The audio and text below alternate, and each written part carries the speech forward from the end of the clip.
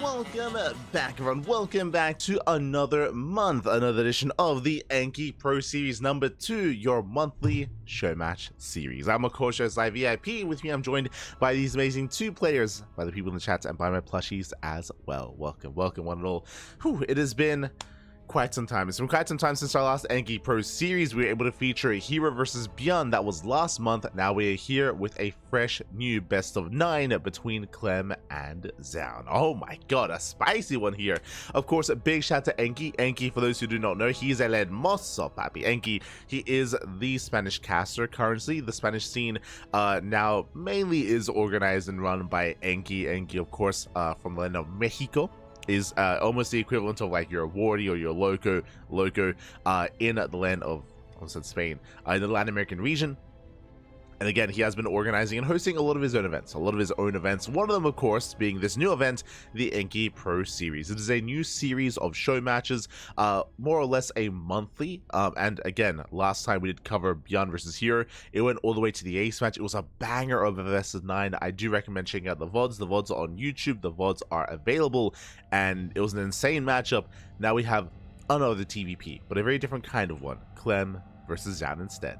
Let's go. If you're curious, these two, they have faced off many times as of late, especially throughout the course of December and January as well. It's been great to see them face off time and time again and go back and forth. We actually have seen Zoun defeat Clem, and we've seen Clem defeat Zoun as well. They have traded series, have gone back and forth. I want to say that Zoun's performance in December was the most impressive because he knocked Clem out of a Lima League early on, I want to say in the quarterfinals, and he shocked everyone as he was able to beat Clem in the late game. Was able to beat him in the late game, beat him like in like a 25+ minute game. It was like a crazy back and forth, a crazy series, and yeah, Zoun looked very impressive in that match, despite only recently returning from the military. Again, this was back in December of last year. Now, of course, it is a month or even almost 2 months later at this point. Both players have been still improving, and I'm excited to see how they fare against each other this time. I'm ready. I am excited. Whew. All the best of the CranKy Ducklings. Oh my god. Papi.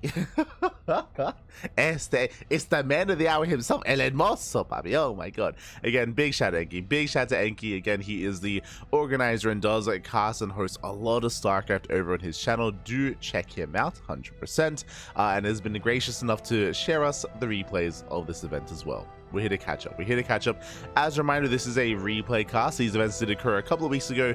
At the time, we were otherwise preoccupied covering, I think we were casting, was it Little League Cup? We were covering another event at the time, and unfortunately, we couldn't quite cast this live, but at least we are here going over those replays, and hopefully for the next Enki Pro Series, we'll be able to be there live to cover it and to bring it to you in English. That'll be the plan. That'll be the hope. At least for now, we do have our series. We do have our first game. We are jumping into Abyssal Reef for game number 1. Let's go. Let us go.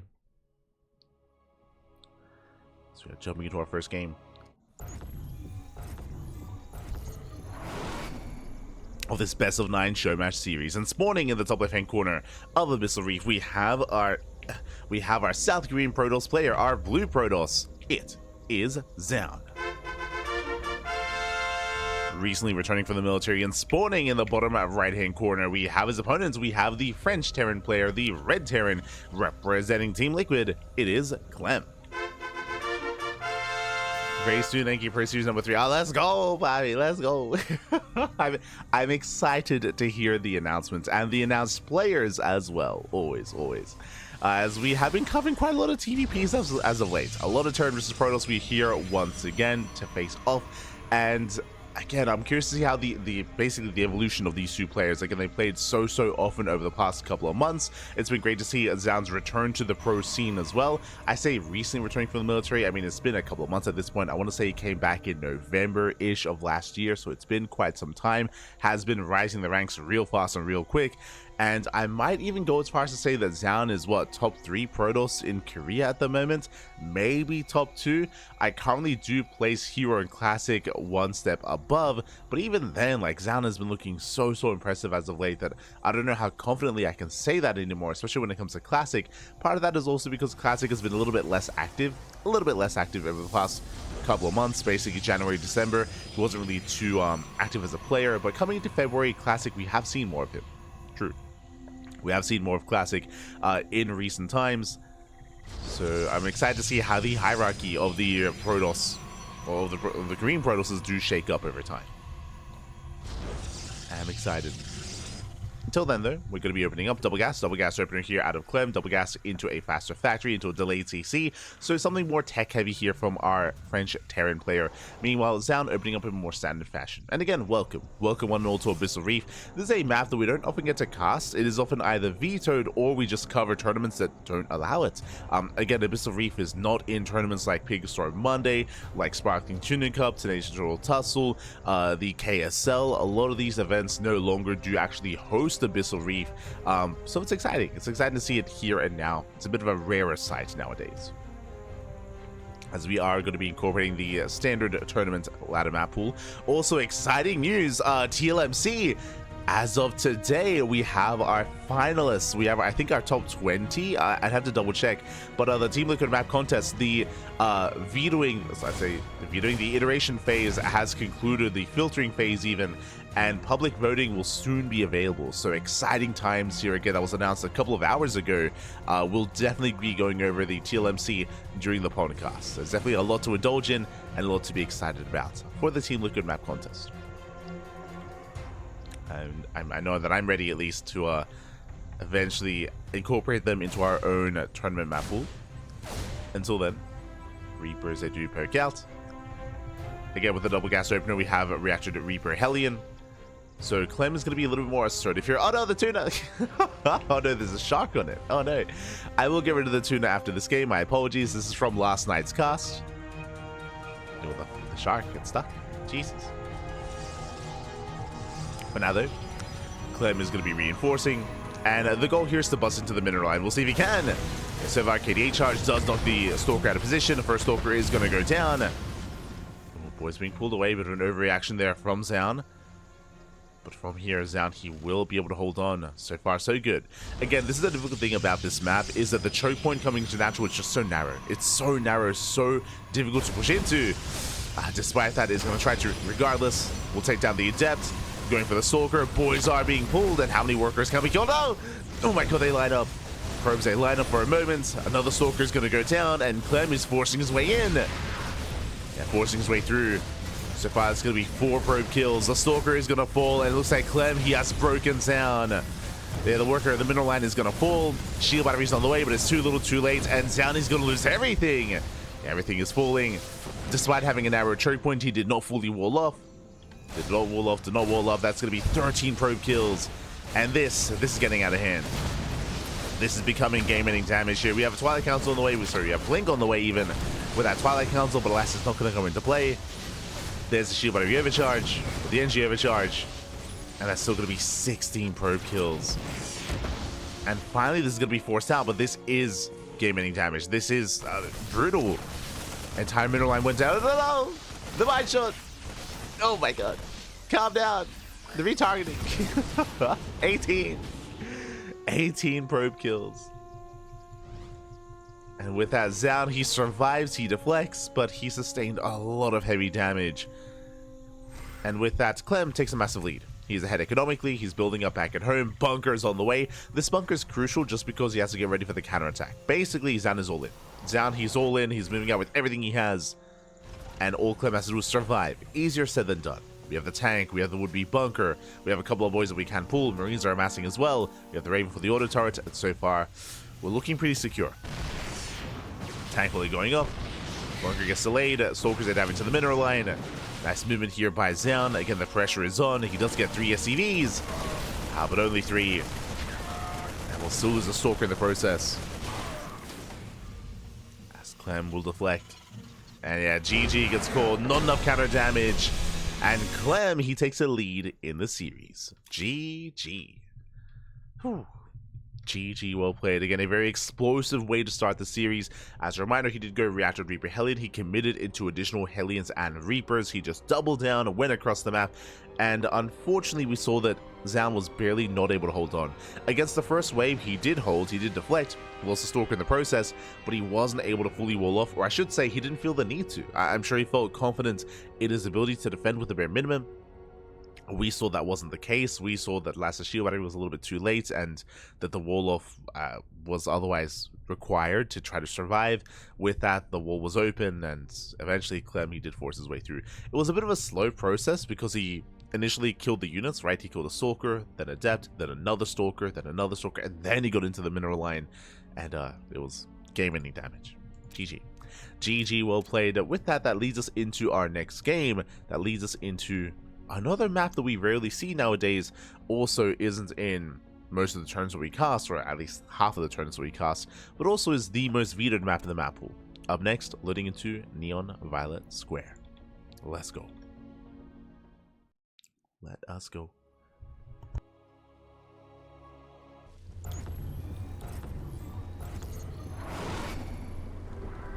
And spawning in the bottom right-hand corner of Neon Violet Square, we have the blue Protoss player from South Korea.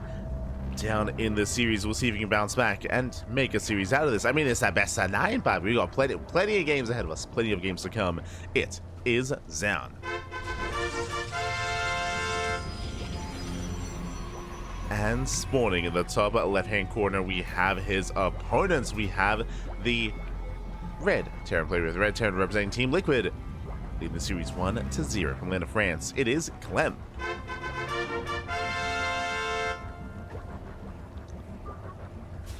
Let us go.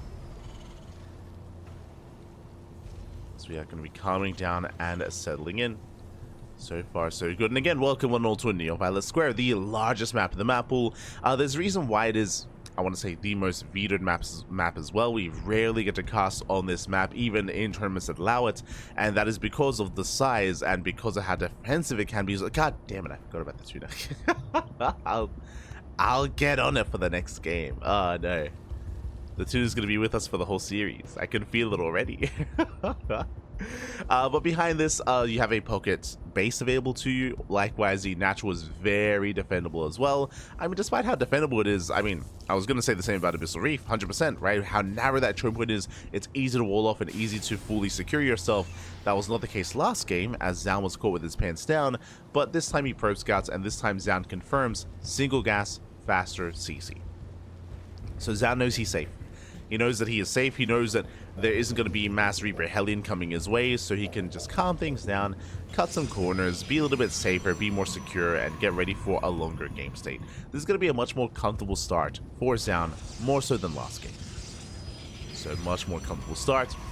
Again, likewise, it isn't just the size. The rush distance by ground is very long. You have a free pocket base. The natural, the third, and the fourth are also quite secure, easy to expand into. It is the sixth expansion, whether it's the gold base down bottom left or the northern base top right. These are the more difficult bases to really expand and really hold on to. But outside of that, the typical 5 base setup here, or 4 base setup, is looking relatively, oh sorry, yeah, 5 base setup is looking relatively easy to expand into, and we go for a Stargate opener. This makes a lot of sense. We talk about this all the time. Stargate play is usually really risky in TvP. It's usually really easy, or I say easy, it is very vulnerable to aggression and can be punished, but here on Neon Violet Square, it's large enough and safe enough to get away with. It isn't just that, no Reaper Cliff. There's no Reaper Cliff coming into the main base, so scouting here is also much more difficult. Clem right now, no SCV scout whatsoever, no Reaper scout. He's waiting for his Hellions to move out across the map. Clem is playing blind, he's playing in the dark, and Zoun should comfortably embrace his Phoenixes. Or Oracles.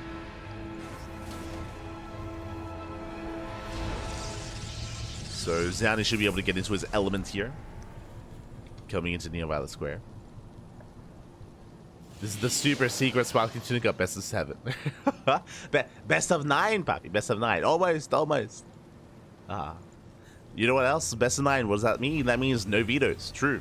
0 vetoes here between our players. They have to play, and all the maps are available. They're all available, Papi. Let's go. So far, ooh, 2-on-1. Interesting. So we are going for the second racks before the starport, early tech lab into early stim. This is going to be a very aggressive stim timing here for Clem, and I'm curious to see if Zoun is able to scout and confirm. Now, a 2-on-1 is designed to punish the Protoss player going Skytoss or opening up Stargate. 100%. Phoenixes don't really help too much against a mass amount of individual Marines, as all the Marines shoot up, they have stim, and what are you going to do, lift up one Marine at a time? We have seen many a Protoss player actually die to this build. This build is very rare, don't get me wrong, but specifically against Phoenix openers, this can excel. So right now, Clem is reading this very well. He didn't scout, didn't SCV scout, didn't Reaper scout, didn't scan either, but this does feel like he is assuming that Zoun is playing Stargate, which is a good assumption here on the Neo-Violet Square. Like, he's metagaming a little bit here. He's just, you know, based on the tendencies of this map, based on the tendencies of TvP on Neo-Violet Square, he's making an assumption, and so far, doing it well. As the first wave of Phoenixes are on the way. Likewise, Zoun going Phoenix Colossus. It is going to be a robo follow-up, potentially into a Bay, into Colossus production. Again, is quite greedy, but can try to get away with it. See if he does. Yeah, that's a lot of Marines. It's a lot of Marines, a lot of bio. Phoenixes, they rotate over in towards the main. They lift up the first Cyclone, not bad. And more importantly, they scout the tech. They scout the 3 Raxes. They scout the Sims in production. They get the Cyclone. Not much else. Yo, and Clem, he doesn't care. He ignores the army stim, finishing up in 5 seconds, and he does boost across the map. And now I have to pose a question. What is at home to defend? There's the recall. Does notice he's in danger. Back at home. We have, what, 4 Phoenixes, soon to be 5. 5 Phoenixes to defend. We have a sentry for force fields, a couple of adepts. The force fields are going to be crucial, and even then it might not be enough. We'll see if we can hold on. As Clem is stepping in. Does him in. Alas, the Immortal does arrive just in time. Whew. And Zoun, he's holding on. He's holding on. The Phoenixes with the recall was just in time as well. Zoun is holding. He shuts down the Bio army. And so far, Zoun is shutting this down completely here. And Clem is missing his window. He's missing his window. That stim timing was meant to do damage. He's not done. Still rallying across the map, getting his 3rd CC on location. Clem is still pushing. He's spotted by the Observer. Zoun, he sees, he rotates. Keeping up with the movement here of Clem. And Zoun, he confirms that Clem, he's not committing. Zoun looking good. It's looking strong. And behind this, what do we see? Second Stargate. Second Stargate. There's the bay that we spoke about into Colossus. So Phoenix Colossus opener did get the safety Immortal just in time. And there's still a lot of pressure on Clem. He needs to be more active. Zoun, he barely doesn't quite spot the move out. Uh-oh. Barely doesn't spot it. Army is somewhat in position. And reinforcements getting caught out. Not bad. Distracting Clem. Buying time. He does force Clem back. Does force a stim. Getting into +1 air attack. And now Zoun is ready. Zoun, he is ready for this. Clem rotating over. Getting his 3rd. It looks like Clem, he's recognized that he cannot break his opponent, so now he's just vying for map control. He's just vying for map control. He's getting his 3rd base up and running, transitioning out of this, or working towards Marauders, Widowmites, until eventually Ghost Academy. Zoun, he's done it. He has done it. He has gone away with his opener. Now he's getting his pocket base, getting a 4th. And again, that's a free 4th base as well. Typically, this army would be threatening the 4th base and maybe even canceling on a standard map. But here on Neo-Violet Square, the 4th base is safe and sound. Again, there's a reason why this map is often vetoed. Like, it's rare. It's a very, very rare map to cast on. Into a 2nd Stargate, a 3rd Stargate into Skytoss. Let's go. Zoun rushing into Skytoss. And again, it is relatively safe to do so. Currently, Clem is unaware.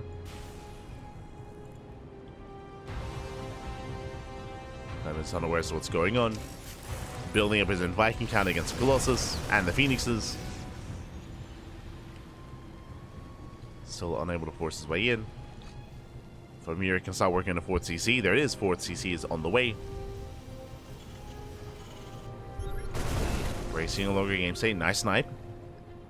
Takes out the Observer.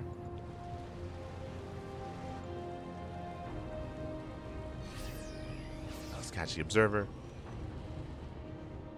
It's gonna be Phoenix range on the way. Let's go. I assumed it was gonna be for that. There it is. I was gonna say I assumed it was gonna be for Skytoss. Carrier production has begun.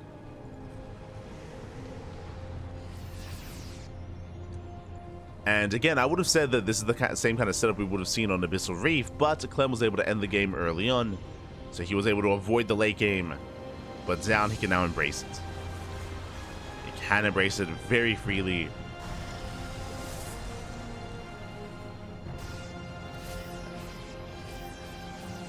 Yo, shout to the tuna. God damn it. I'll try to make sure I remember to get rid of the logo after this game. As Clem does spot the 5th base. As we mentioned, the 5 base setup here on this map is very easy to secure. It's the 6th expansion which is more difficult. But I'm sure Clem feels pressure to try and deny the expansion. Getting his own 4th on location. Does flip it over. Ghost now on the way, +1 ship attack as well. Ship weapons.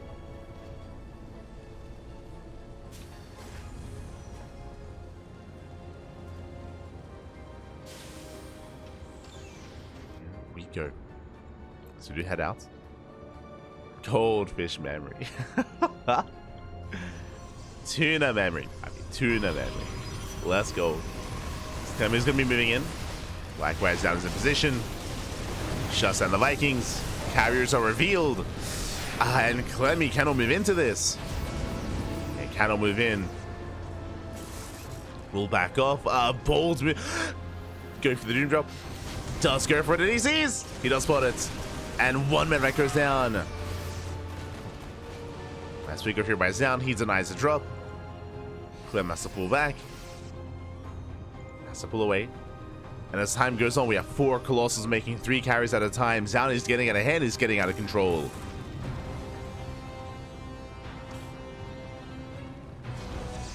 Clem, he has the 2nd starport. He can make 4 Vikings at a time, but Clem is maxed out. Getting into 2-2. Rotating over, trying to keep up. Trying to find a way in, but last Zoun does rotate as well. Zoun keeps up with the rotation. Forces Clem back. Zoun, he wants those ghosts. It's tempting. Does want them. Oh, lift the Wind Mines. Only 1, the other connects. Means they take a lot of damage. They're so fragile. Ooh. Observer goes down as well. As Zoun does overextend, he has to rebuild the observer. Checking the vision here, we have 1. Observer does meet up with the main army. And Clem, now he's stuck at home. He's throwing down a wall of turrets. That's 9 turrets on the way. He's getting a CC here in the pocket base. And making as many Vikings as he can. He's up to how many Vikings? 14. 14 Vikings. No Storm. This is where Storm becomes quite useful as a supportive spell. Does hit the ground and the air. Can help zone away those Vikings. More so than Colossus. Not there yet. Zoun moving in. He's up to 8 carriers, soon to be 10. The first carrier is going to go down. He gets 2. Oh my god, he can 2-shot. Yeah, massive losses. Carriers are falling. At the same time, the bio army does crumble. He sims in. He sims in. He can focus on the Colossus. And Clem, he does have enough. Does have enough to break through. Forces the recall. Oh my god, and he shuts out every single Colossus. Barely anything survives. 3 carriers. 3 carriers make it out. And again, the Colossus just did not do well enough. Not supporting. And Zoun is in trouble. Zoun is in a lot of trouble here. He's still making more Colossi. The problem with this is that Vikings, they just do everything right now. They can kill the Sky Toss, they can kill the Colossus, they can kill the splash damage. Vikings, they cracked when everything's in the air. No. They were 2-shotting the carriers back. They were 1-shotting with the EMPs. So Clem takes a better fight. Zoun, he has to lick his wounds. And Zoun is in trouble here, just because it takes so long to build up and to max out, and he had maxed out. It was an impressive army. But, yeah. Did have was lacking in some aspects. Interesting that he does go for a mass Phoenix. He's got 13 Phoenixes now, which is designed to help buffer and help support the carriers. Now we have some Archons being morphed in. There's still no Storm.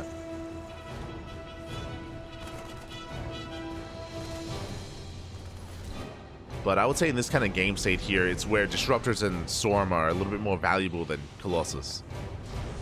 There we go. Second Robo's on the way. That is something we were missing. We'll see what Zoun does go for.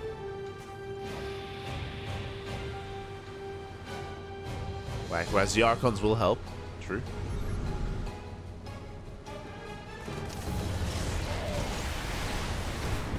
He does graze the Phoenixes. Once again, Mass Viking moving in. He's got 22 Vikings. He can one-shot. Takes down a carrier. Bit of friendly fire with that mine. Yeah, that's a lot of Vikings. And we have +3 on the way for them.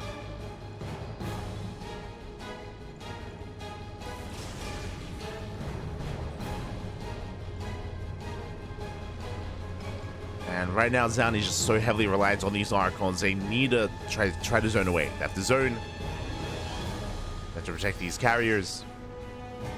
More turrets being thrown down. Going for the gold. Let's go. Clem setting up.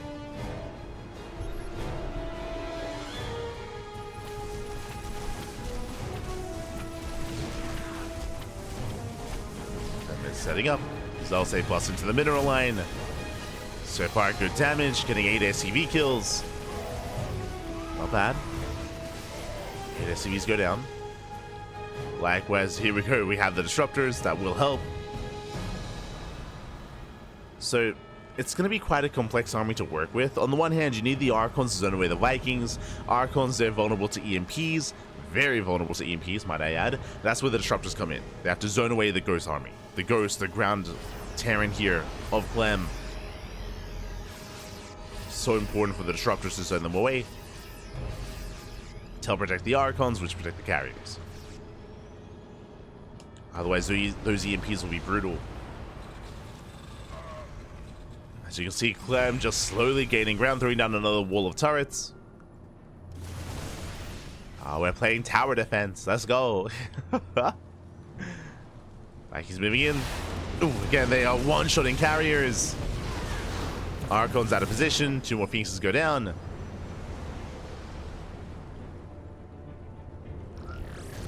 There it goes up. Up! Oh my god. Catches 1 ghost. There we go. Gets a 2nd ghost. Not bad. 2 ghosts go down. Yo, the Pachinko machine coming into play. Getting another 2 carriers. The carriers, they do nothing. Yo, we got Yamato on the way. Fusion Core is done. Committing into Sky Terran. There it is. BC production has begun. And this is where carriers, they're not useful anymore. Tempest would be better. As Tempest, of course, they can outrange the army. They can kite back. And they can build up value over time.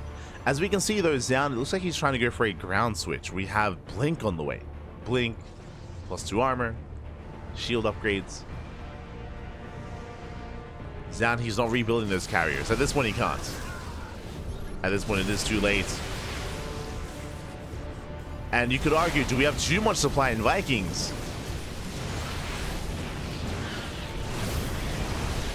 So as they go off, they turn away. Army moving in. Vikings to take down another Colossus. But again, as they're bleeding out Sky units, we're replacing them with Zealots, with more ground army instead.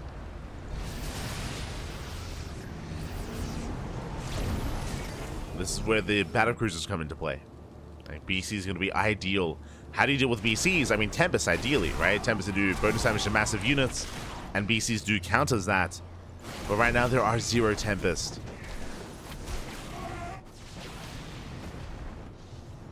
Now Zoun, he doesn't know about the Fusion Core, he doesn't know about the BC production, but still Tempest would have been a kind of a better supportive unit here. These kind of resets. Vikings, they pop up. Zoun does get 12 SCVs. Does get 12 workers, and the BC switch here might just be able to end the game. So just building on more battle cruisers. Yamato is done. Clem just kiting back, trading very efficiently.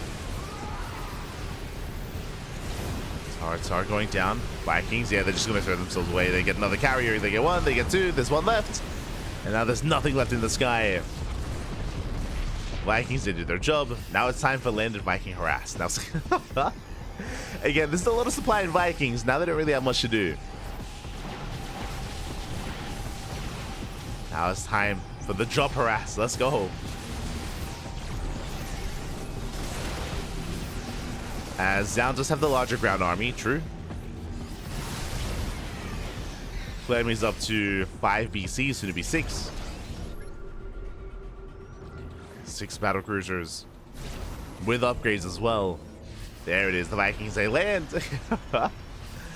They're waddling in. Let's go. I mean, hey, they got to do something.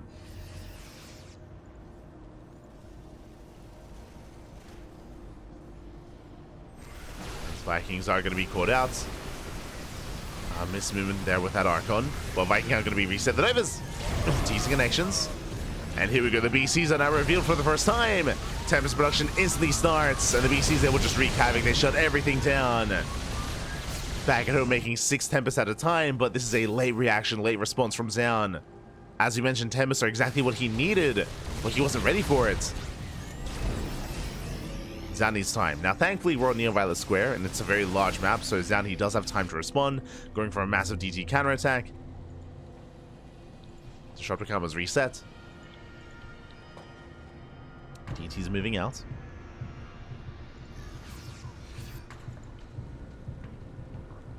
They go here. I mean, there's just so many turrets.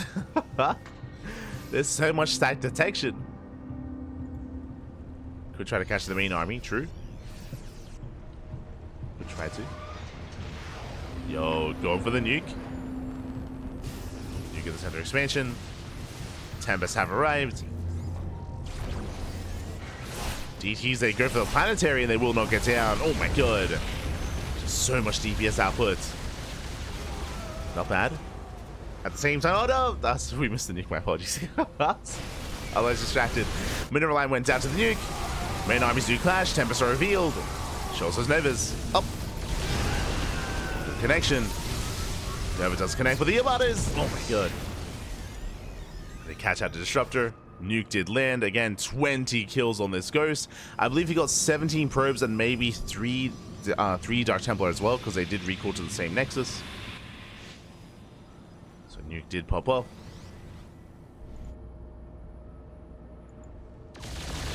How many BCs are we at? 9. Soon to be 10 battle cruisers. Oh no. This time there's less to nuke, unfortunately, but it's going to be stacking nukes. Another mineral line goes down. I'm just pulling them apart.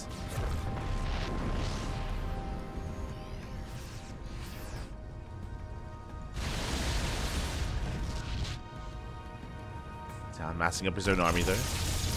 Now that both armies are maxing out, actually Zoun has a lot of potential here. How many Tempests does he have? 13. 13 Tempest. As long as they're able to preserve them, as long as they're able to kite, Zoun, he can achieve quite a lot here. Uh-oh, catching out the Bio army. Decent EMP here on the Archons. Another EMP lands. DT's from behind, oh my god! And here come the BCs, they hold on top of the army, they're going for the Tempest, and Zoun didn't notice! Oh my god, did not notice in time, Mass Yamato! And Tempests are falling one after the other. Stalkers are helping out, but the BC, they reign supreme. Oh my god. Do you go down to the Tempest though, over time? There's 3 BCs left. Stalkers are coming in. Can we reset the BC count? Up, 2 left! Down to 1. Can he get it? He can. The power of the Tempest. Oh my god. Zoun resets the army, goes for a massive DC counterattack, takes down another CC and a mineral line. Zoun is crippling the economy. Clem, he is in trouble. Does lose another base. Doesn't have the best mining going on right now. Does have CCs, thankfully, so we can mule. Going back into Mass Viking. Back into the Vikings. At this point, we should be done with the Sky Toss. Zoun likewise has to be fluid, switching to a ground-based army. And again, he doesn't need Tempest anymore. Not against all these Vikings. Remember, there's no more BCs. No more battle cruisers. The era of the Tempest has come and gone.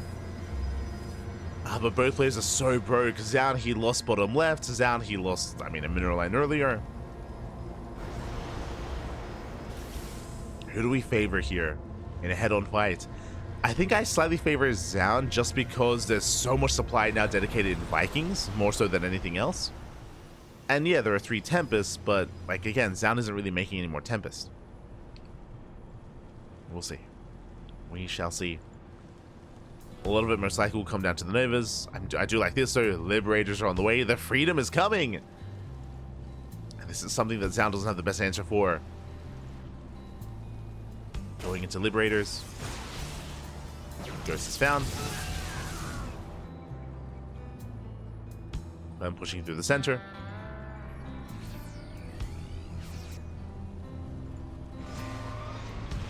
Go, we get the gold. Vikings, they get one of the Tempests. There's 2 Tempests left. Nuke is going to connect. Jesus. Never grazes. Nuke pops off, takes down the site defense. A couple of probes. Does move forward. Yeah, the Ghost is on a mission, catching reinforcements. Zoun does notice. Oh, he doesn't get the Ghost.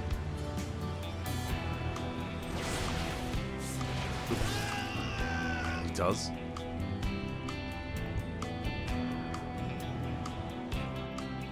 Ghost goes down. Another DT counterattack. That is a planetary, and there's not many DTs.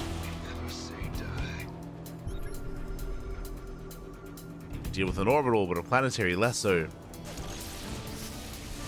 That is 10 Dark Templar might be enough.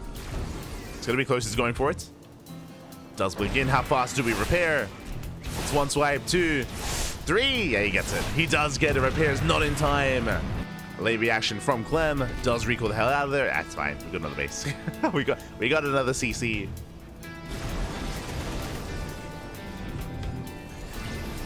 Clem, he will replace as an orbital, which is going to be that much more vulnerable. GT's moving out. Liberation has arrived. Yo, and Zoun, he cannot take this fight. Yeah, disruptors are falling. Does avoid the liberation zones. Comes in for a flank. Yo, and with this flank, can he get on top of the bio? It's getting so close here. Vikings forced to land. Stalkers forced back. Barely doesn't kill all the ghosts. And Clem, he does take the fight. Up! Nah, not quite. Doesn't quite connect. Never goes off. Clem advances on. He breaks through. Still has that base up and running. It's fine, but it's fine. He has an economy. That's what's important. Zoun just now getting bottom left up and running. Jesus, the mule hammer is insane. There's so many mules. Oh my god. And Clem with that boost to the coach. Oh, he just keeps going. Oh my god. The mule hammer is real.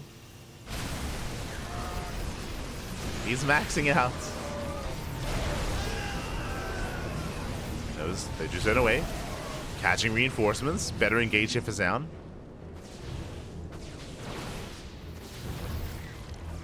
Let's catch a couple of Marines, a couple of Marauders.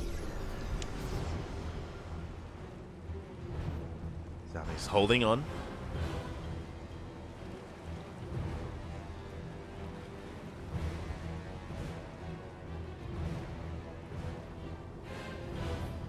Feels like Silver Ladder? Yo, it's GM Ladder. What do you mean? What are you talking about? Decent Novas. These connections, they're just going to be going down once again. Catching out. Oh my god, massive connection. Catching out Clem. Nothing gets caught.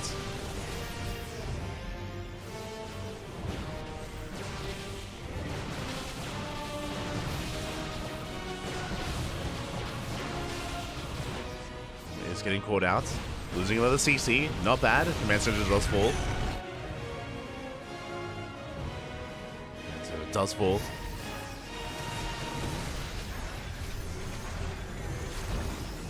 Zoun, he's been trading quite well for himself. I mean, a head-on fight, Clem will win this. That's why Zoun is kiting his heart out.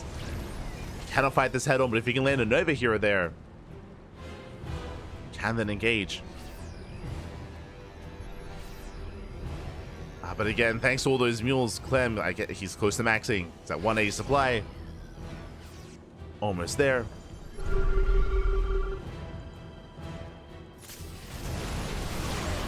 Zoun, he does dive in, but he's going to lose everything here. Yeah, liberations are too good. The army sims in. No, but some of them connect, but GG gets called as Clem. He overwhelms, and Clem will take a 2-0 lead. GG. Whew. GG, well played. I will get rid of the tuna. Hold on. I did remember. But GG, well played. Clem will take a 2-0 lead here in the series. Again, Zoun, he had a lot of good opportunities. Unfortunately, he was unaware of the BC transition. Otherwise, he would have begun Tempest production earlier. I do fault Zoun a little bit, though, for not setting it up ahead of time, just because as the game progresses, carriers lose value, as we were seeing, and Tempest gain value. So it was a bit of a late switch into Tempest production, which did give Clem a massive advantage. We still saw Zoun fight quite well in the center of the map, as he was able to reset the BC count, but he had just fallen too far behind. He had lost bases, he had lost mineral lines, his economy was really stifled, and he just could not maintain those losses. In the end, Zoun was overwhelmed. GG. GG, well played. But there were a lot of really good opportunities in that game, and it was very close, very intense, and a rare sight as well. As I mentioned, Neon Violet Square is often vetoed. It's very, very often vetoed, and we don't often get games on this map, so it was a treat, and it did deliver. Getting to late game, getting to the sky toss. Beautiful. As this leads us into game number 3. Let's go. Zoun heard Clem showers and storms. Why would he help Clem? True. Not wrong. Not wrong.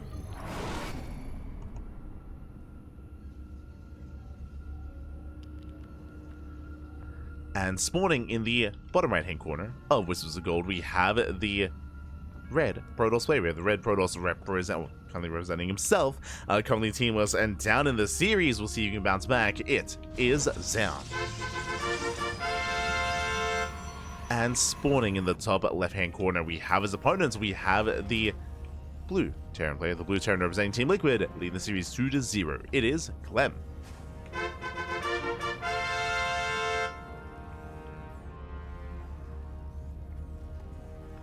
Storm not good against Mass Tower. Storm would have been ideal there when it comes to the kind of like ideal late game army. If we had some Tempest, then Storm would be better when it comes to zoning away those Vikings and protecting the Tempest and protecting the Sky Toss, something that we were referring to earlier.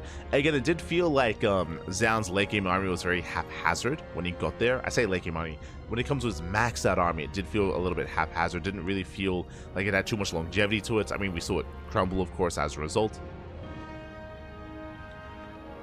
But despite being able to max out, it did feel quite a little bit more kind of desperate there for Zoun, looking to take a fight and looking to end the game as quickly as he could.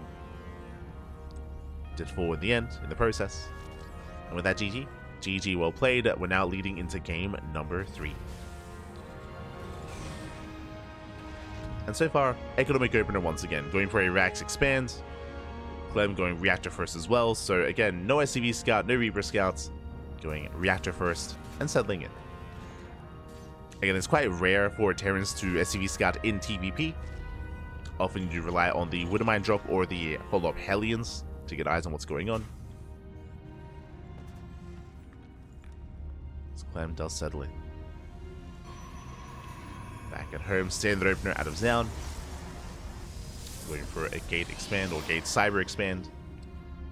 So standard opener from our Protoss, and we'll keep an eye on Zoun as he is not proxying, just scouting, just making sure that there is no proxy Stargate or Starport.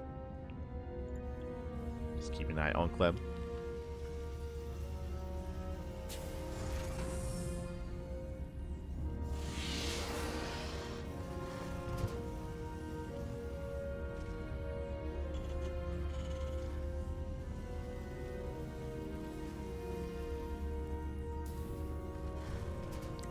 Go.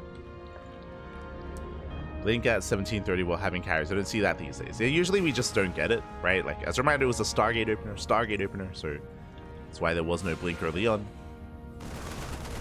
Zoun was attempting a ground switch and a ground transition, if you recall, out of carrier once the Viking count got too high. Meanwhile, this is an interesting build. Okay, so Clem, he does open up Reacted Marine, and we expect more Marine production, but no, behind this, he's going to be switching into Reacted Reaper Hellion. A bit of a later Reaper Hellion kind of build up here from Clem, but designed to catch down off guard. Oh boy, and he will reinforce. This is going to be, this is going to hit quite hard, actually, early on. Back at home, Zoun, he does have a shield battery on the way. Thankfully, gets a safety shield battery, has Sword Eps, has a Stalker. Doesn't quite confirm how committed this is going to be. We'll see if he can hold on. Shield battery still needs more time. And Clem is going in. Does move in. Going for the Adept. The boys are being pulled. They have to be. Adepts are getting picked off. We get one volley off in the mineral line. Up! Oh my god, getting 2 probe kills. Not just 2. Getting 3, 4, 5, 6. This is getting out of hand. It's getting out of hand. 6 workers go down. Again, a cheeky build by Clem. We're going for a delayed Reaper Hellion, and it's popping off. He gets 8 worker kills. That is insane this early on. And for what? For a handful of Marines, a couple of Reapers, a couple of Hellions. Nice trade here from Clem. Now, this could have ended the game. This could have killed even more, but thankfully he's down. He's holding on for now, getting into Blink. And back at home, Clem is getting ready for the counterattack. We have the bunker to make sure that the natural is safe. Tank in the main. And Clem continues his aggression. Moving out with another drop. But again, I'll be honest, I don't think I've seen that before. Like, Reacted Marine into the delayed Reaper Hellion. Clem, getting fancy. Let's go.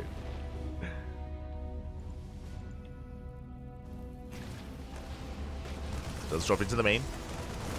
This time with the Widowmine. Oh, trying to go for the mineral line here. Alas, so far, the Stalkers are keeping up. They take down the Widowmine.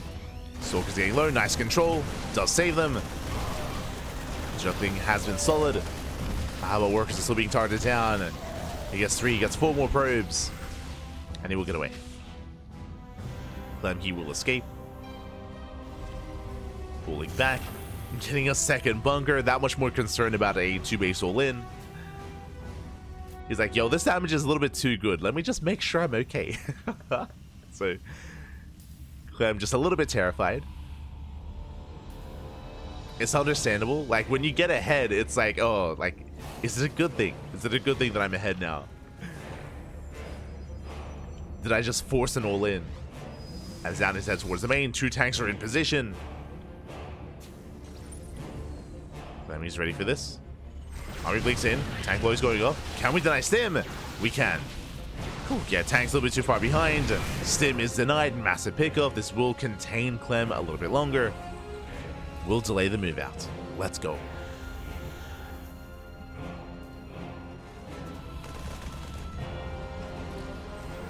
We'll delay the push.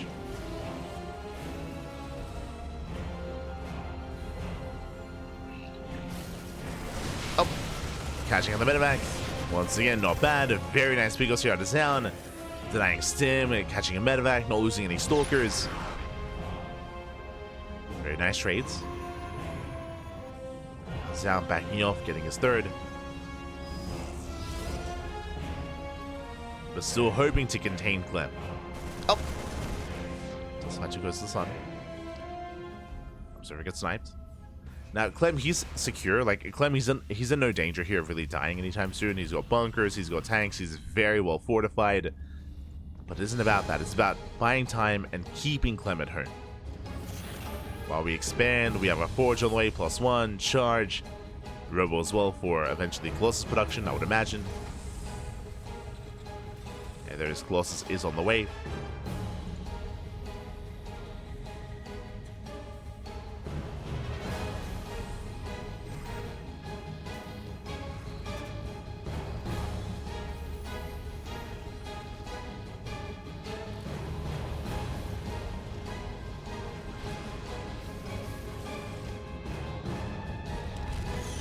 He is breaking out. Does go for the mass salvage.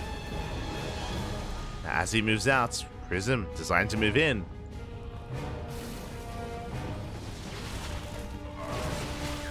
Clem for now just expanding, taking his 3rd. Zoun picking away at those Marines. Getting 2 Marine kills. A couple of pickoffs. He already has his first Colossus, getting into a second. We're just waiting for the moment that Clem does push. He does still have the advantage. Like, Clem is, I mean, you can see it here and now, right? Clem is up 40 supply. That is all because of the early economic damage. It was 12 probe kills. And again, early on, it doesn't look like a lot when he killed 8 workers and like another 5 in the main base. But it clearly does add up. It does snowball out of control. It's really hard to kind of see the outcome of that damage early on. But as the game progresses, then it becomes more clear. I mean, difficult kind of identifying the impact of economic damage early on, but it does add up over time.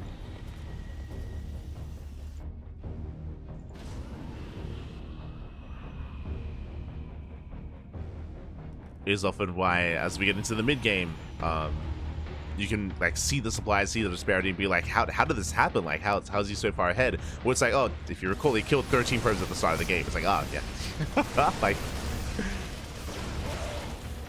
Early game damage is brutal and difficult to recover from.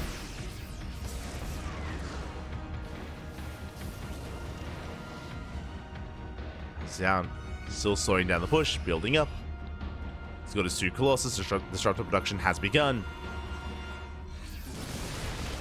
And despite being down in supply with 1 Assault Nova, you can make up for that. It's possible.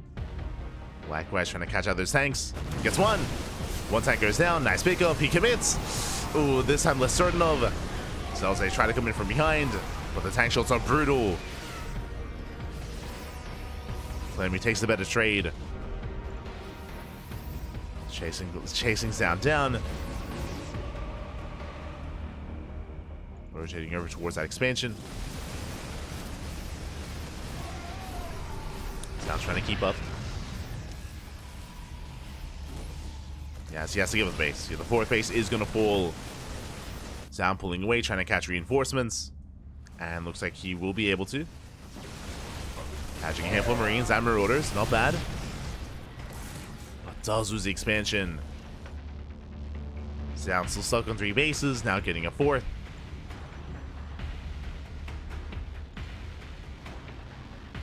And he catches the army unsieged. He can try. It blinks in, but still, the punish is real. Nova pops off. Nice connection. Nova shuts down some of the bio, but so many Stalkers went down in the process. Still a better trade for Clem. And Clem is about to max out.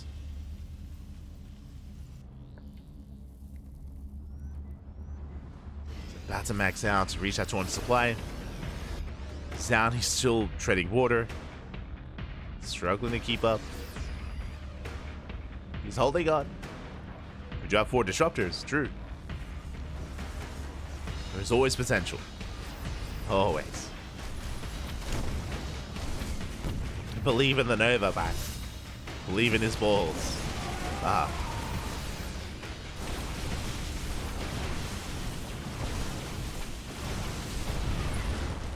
Rockstar knocked down. Zoun pushing towards that 3rd base. Does knock down the bunker. Clem slightly out of position. Does rotate.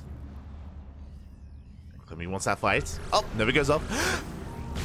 Oh, we get a decent connection, but nothing major. Disruptors are falling. Nice splits towards the end. And nice dodges. And I believe that was all the Novas. I believe they're on cooldown. And here comes Clem. Takes down the Colossus one after the other. Once again, arguably, too many Vikings. Takes down both. Colossus do fall. And the base as well. But there's just no saving the 4th. The Zoun just cannot expand. He cannot take a 4th. It's not happening.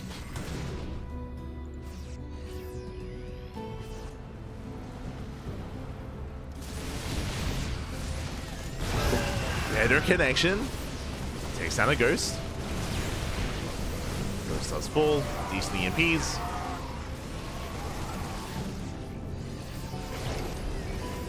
Nova's 2 zone away.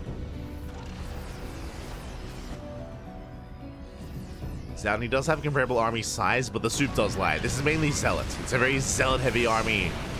It's a very cheap army here for Zoun, as opposed to the more efficient army of Clem.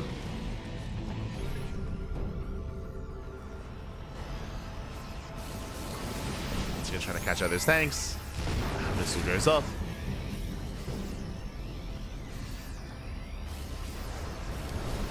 Tanks are encroaching over the base.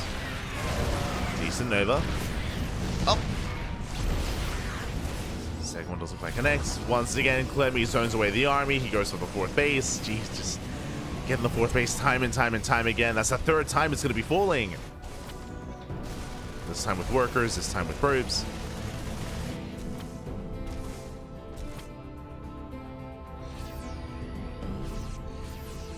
Clem from here would be ideal to get Deliberators, and we're going for the base trade. It's the only way. It's the only way here. Never mind. He turns around. Oh. Once again, decent connections. Zeltek collapse in. Clem not fighting with all his army. Nope. As with this, looks like we do get on top of the tanks. Tanks are pulling one after the other. This one he gets two, he gets three. And with his reinforcements, Clem, he gets caught off guard. And we gotta go. We gotta keep going. Zoun, send it. Send it across the map. Stuck on 3 bases, just now getting his fourth back up and running.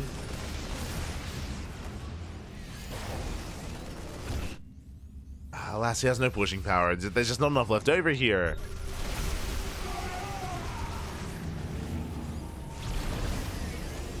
The whips.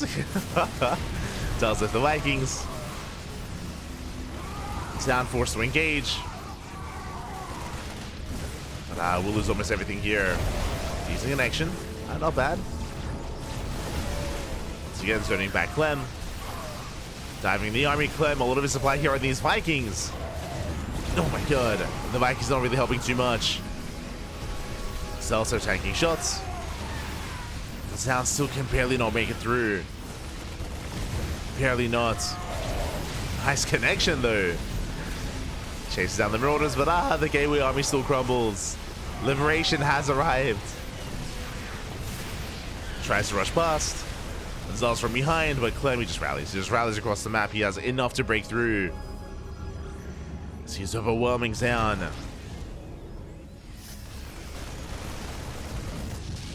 Takes down the Prism.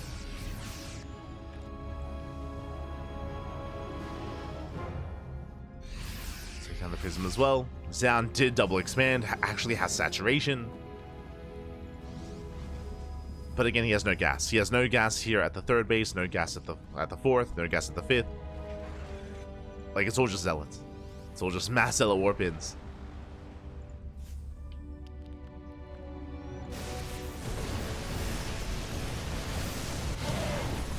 So let's move out across the map. Once again, catching reinforcements. Better trade here for Zoun. We'll lose the expansion though. And Clemmy races back. Turns back around.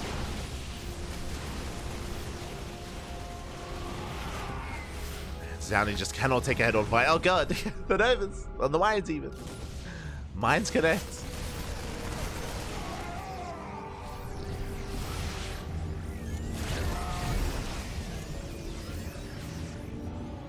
Zoun going for the Hail Mary play. It's not gonna work out though. And Novas don't connect. Forced away due to friendly fire. GG gets called, and Clem, he overwhelms Clem. He will take a 3-0 lead in the best of 9. GG. Whew, a solid lead here for Clem. Again, it was just a really rough start. Zoun, if you recall, he lost 13 probes at the start of the game. That led into Zoun falling behind economically. That is why we saw early on Clem actually took a 40 supply lead, and with that he was able to deny the fourth base. 3 times, if you recall, 3 times he was able to kill the fourth base. There was a nice moment for Zoun afterwards where he was preserving his army. He had one big explosive fight in the center, which did go his way. Unfortunately, he was all in. Unfortunately, he had no sustain to try to take a longer game and to back off and to replenish his army. Like, no, he had to go then and there. Alas, with reinforcements, Clem, he was able to persevere. Did survive, did persevere. GG, well played. Clem does take a 3-0 lead, and now we are jumping into game number 4. As a reminder, this is the best of 9, so it is first to 5, not first to 4. So we still have more games ahead of us, but things are looking dire here for Zoun. Are looking dire. as we load into El Dorado. Again, I do think that Zoun had a lot of potential in Neon Violet Square, but it did also feel a little bit, I don't know, it also felt like he felt a little bit out of his element and very pressured on Neon Violet Square when we saw some rough fights. Likewise, here we are coming into game number 4, and we'll see if we can begin that comeback as spawning in the bottom right hand corner of El Dorado. We have the blue Protoss player, the blue Protoss, down in the series, but hey, we can fight back. I want to believe it is Zoun. The pressure is on. He still has a little bit of breathing room, a little bit of wiggle room, but you don't want to be down 4-0 in a best of 9. That's not that's not where you want to be.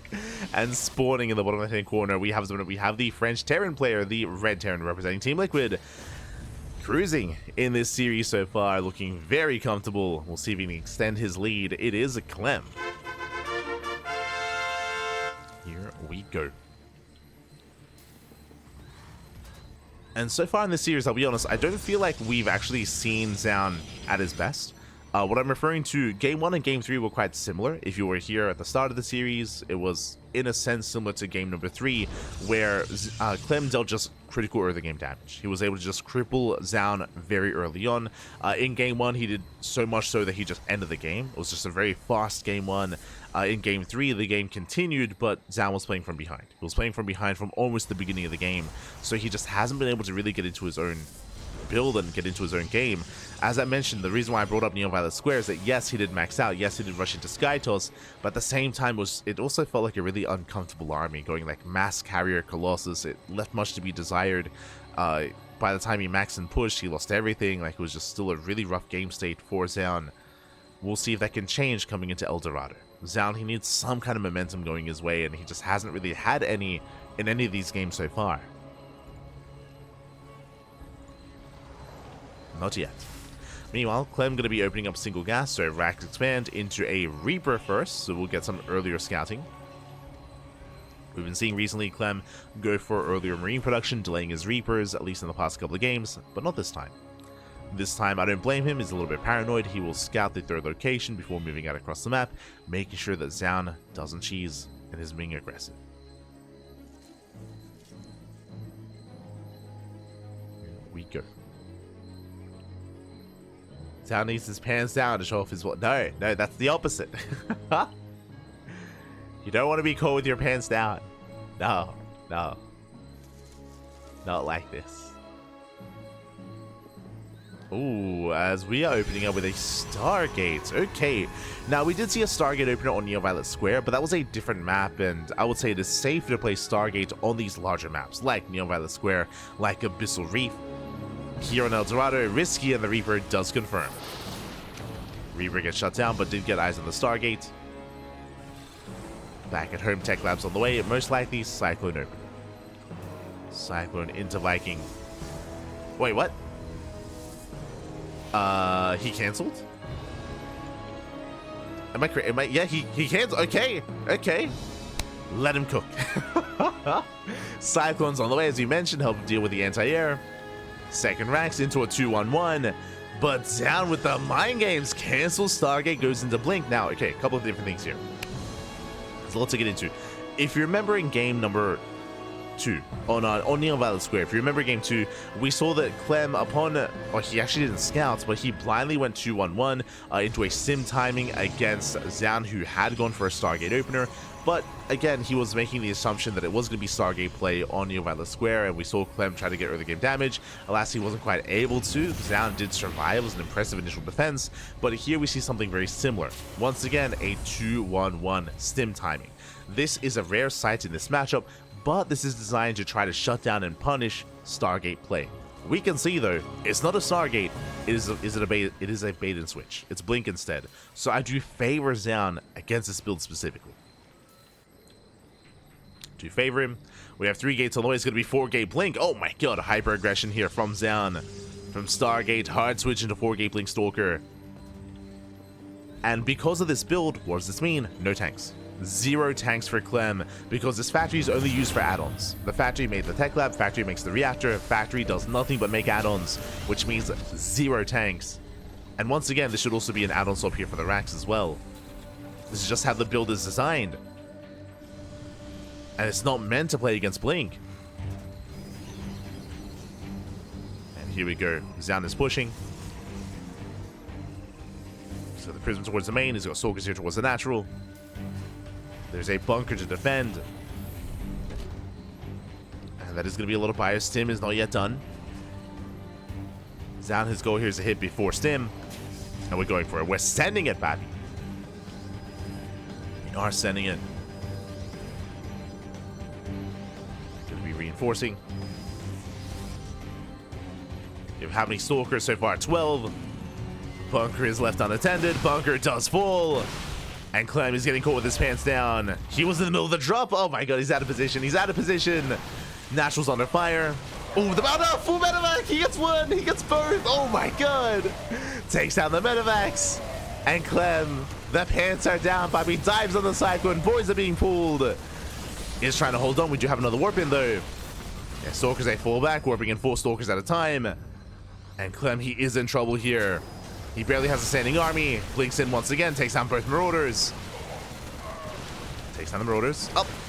Does save the Stalkers. Nice control. Does kite back. And with that, more boys are being pulled. A desperation hold here from Clem. Again, he was mind game. The Stalkers are insanely low, though. Oh my god. Does have to pull back. Another Stalker goes down. But that's going to be 13 SCV kills behind this. Down, he does expand. It takes a third base. Reinforces once again. He's going back in. Is going back in. The Observer does confirm. Still only 2 Marauders. Zoun, he can break this. He can and he will.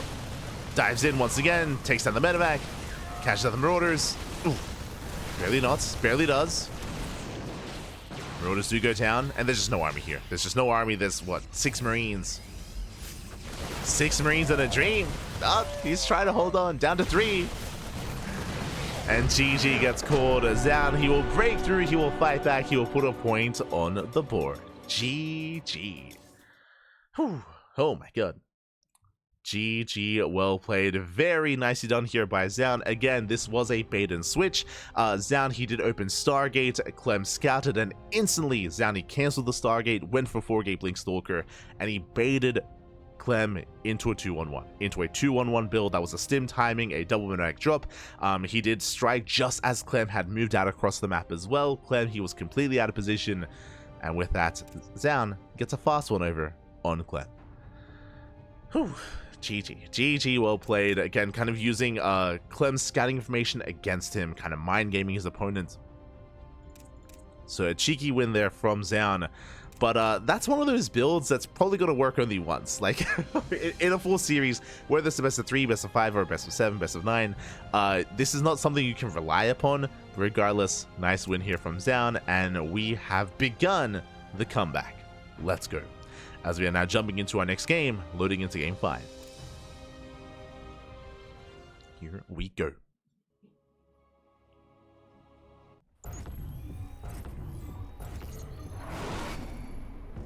And spawning in the top right hand corner of Ultra Love, we have our South Korean Protoss player, the Blue Protoss, fighting back in this best of 9. And we'll see, as momentum is on his side, we'll see if he can pull it all the way back here and tie things up. We have Zoun.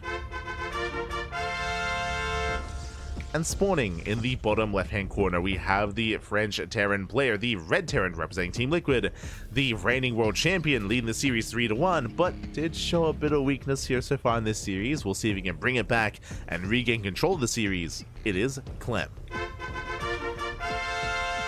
Here we go. Whew. And I'll be honest, I would not be surprised if at some point in this series, whether it's in this game, whether it's in another game, that if we do have a Stargate opener and if Clem does scout it, that he won't go for a hard switch into 2-1-1, right? I would imagine he's going to be a little bit more tempered in his reaction and his response. We'll see. As Zoun, he's paranoid, he scouts for a proxy. He does scout, he's looking to make sure there's no Raxes. It makes sense, Clem is one to proxy, especially proxy Marauder. We haven't seen proxy Marauder yet in this series, but he's quite fond of it, so I'm sure we'll see it at some point, potentially. But Zoun, he is just confirming that he's safe before he does expand. Ooh, and welcome one and all to Ultra Love. Ultra Love is one of the smaller maps in the map pool. I don't expect Stargate play here. It is very risky to go Stargate on these smaller maps. The map is defendable, that is true. There's a ramp coming into the natural. There's a destructible tower here at the third base to fully wall off. There are certain defensive features, but we'll see. We shall see. As Clem going for an economic opener. Rax expands. Rax expands. It does skip the SCV Scout, does skip the Reaper as well. Goes Marine first. Cutting corners, being efficient. He's like, you know what? You know what was the mistake last game? I scouted. He's like, you know what if I just don't scout? That'll probably be better. True. As Clem, he should be delaying his scout until he gets into his helium production with that factory. As the factory is on the way, we can see here Clem also scouting for a proxy. Make sure there's no gateway, there's no pylon. Before settling it.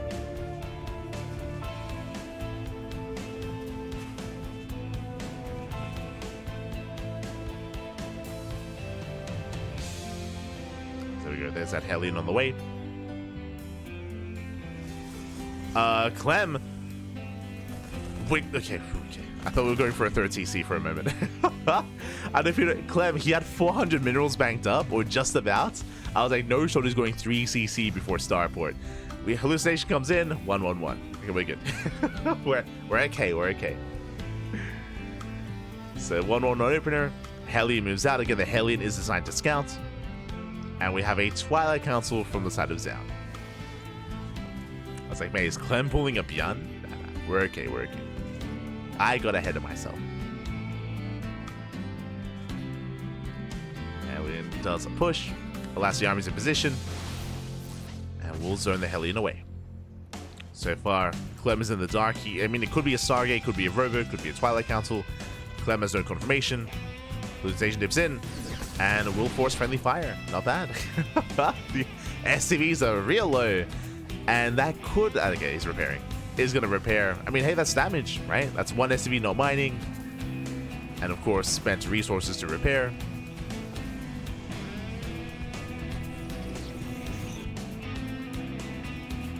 Likewise, we have 2 more gates on the way. It's going to be a 3-gate blink opener. 3-gate blink into a third. Very safe build here from Zoun.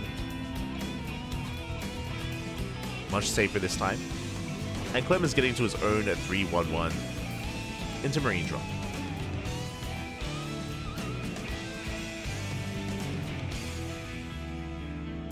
Does move out.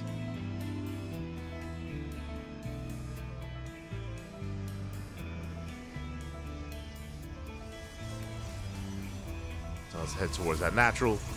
So far as Zoun, he's ready in the main. Blink is not yet done.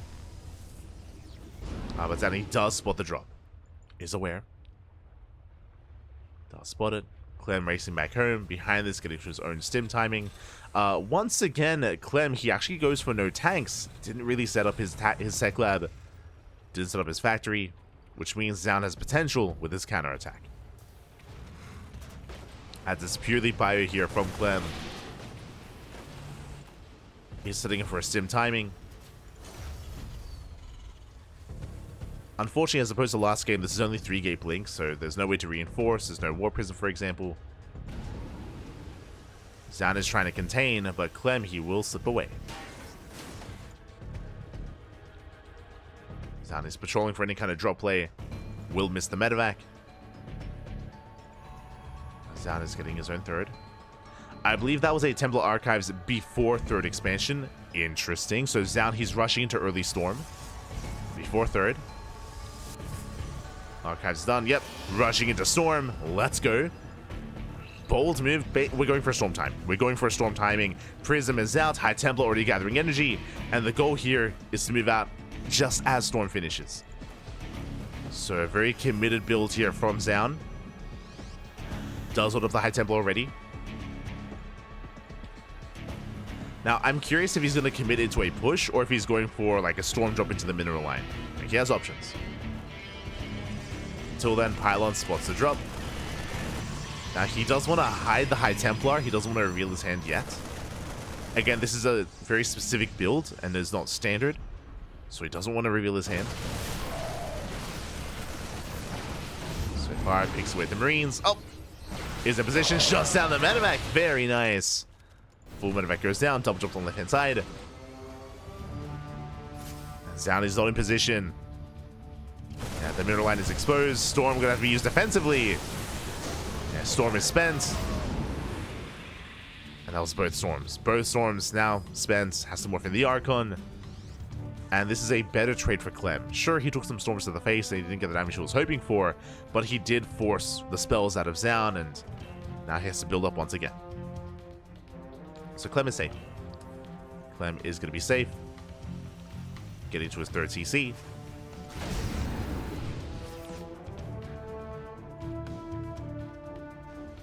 Zoun is trying to keep up.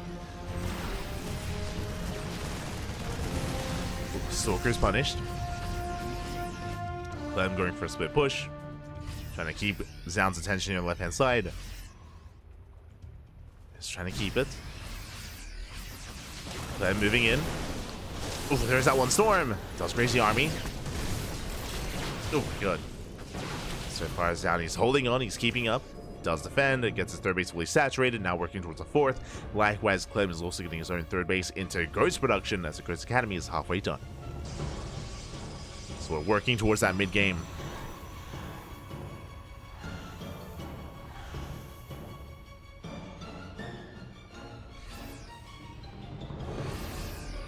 We are getting into this. Clem is still being active though.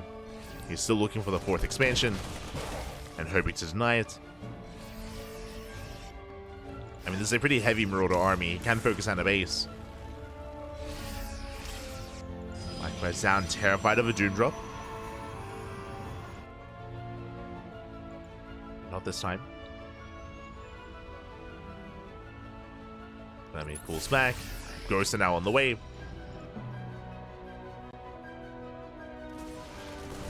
Getting to Liberator production as well. Now as Clem gets into Ghosts and Liberators, would you see Zoun taking up towards further splash damage? He has Storm, that is true, but Storm on its own is less than ideal. Now building up towards Colossus. And because of the Storm opener, Clem, he has no Vikings. Not yet. He has no reason to make Vikings. So, my apologies. He has 3? Yeah, he has 3 safety Vikings. Never mind. He's okay.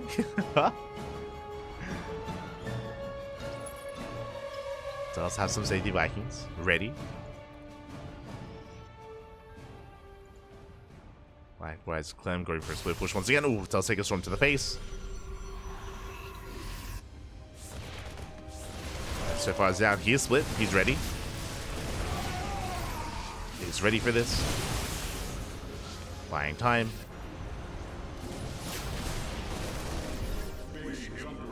Zelda does get across the map. 5 SCV kills, not bad. Getting 5 SCVs. Trying to stim one in. Does take another Storm though. Zoun is holding. Zoun is holding on. Just 3 battles happening at once. There's that first Colossus on the way. We're still on 3 Vikings.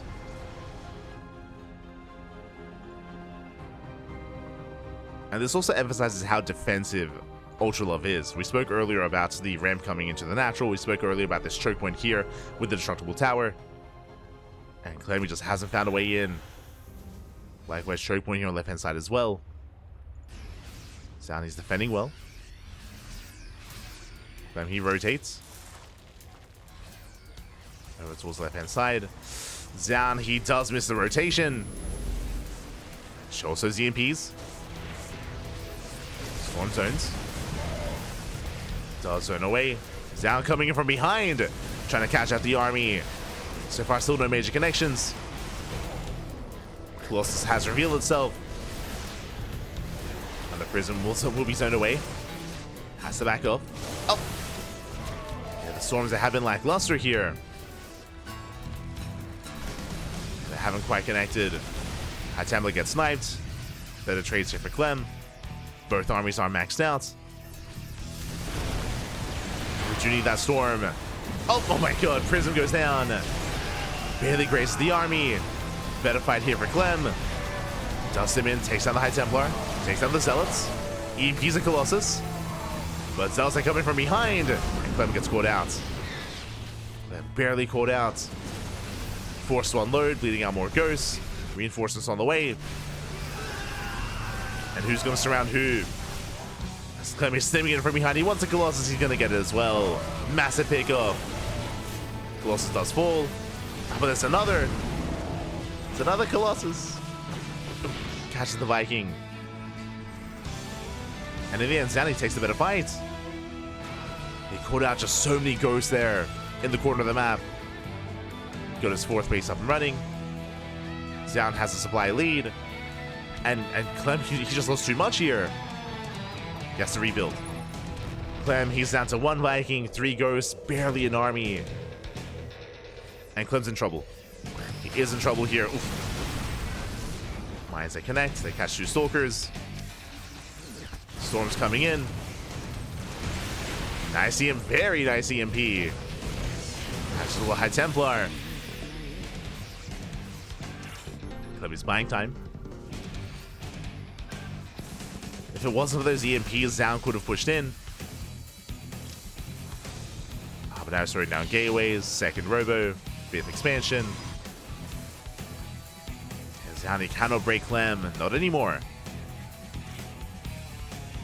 Healing off some zealots.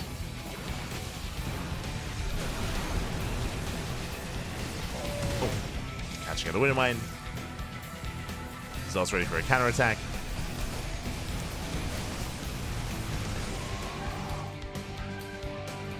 Clem, the planetary has gotten up and running. Zoun hasn't touched it. Planetary gets up. Disruptor production has begun. Getting into those disruptors. Zoun pulling away. Up.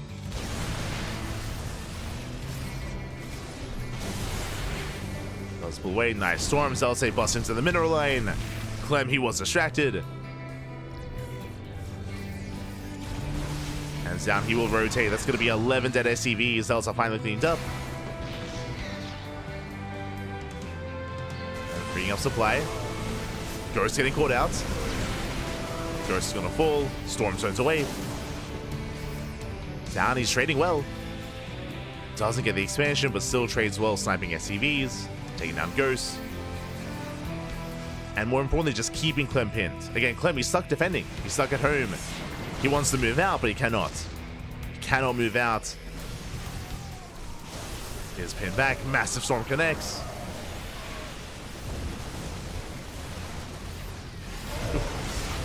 Getting another ghost. And Clem is finally breaking out. Diving the army. There are no storms remaining. But disruptors have arrived. It shows us Nevers. Oh. Just buying time, just rotating. Suddenly, Clem has gained map control. He's stimming in. Oh my god. Brutal connection. As Clem is pretty heavily overstimmed, and the medics are running out of energy. He's been stimming so much. Too much. Oh my god, the storms are brutal. Oh my god, he stands in the... It's Clem. True. He stands in the storms. I forgot. Yeah, Zoun is breaking through the defensive line. Still no storms remaining though. Arguably has overextended. Still moving in. Still gaining ground.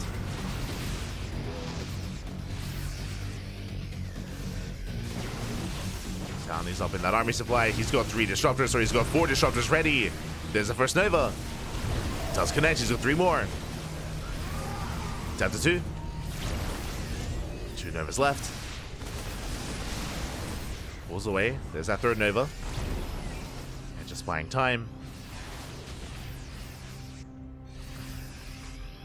Behind this, going for his own Dark Shrine, getting to 3-3 upgrades. Still very tense between these 2 players. Oh. Very tense. We attempt to flank. Oh, Novas are connecting. But Clem has the better concave, has the better arc. Takes down the Colossus, forces down the hell out of here, has to pull away. Oh my god.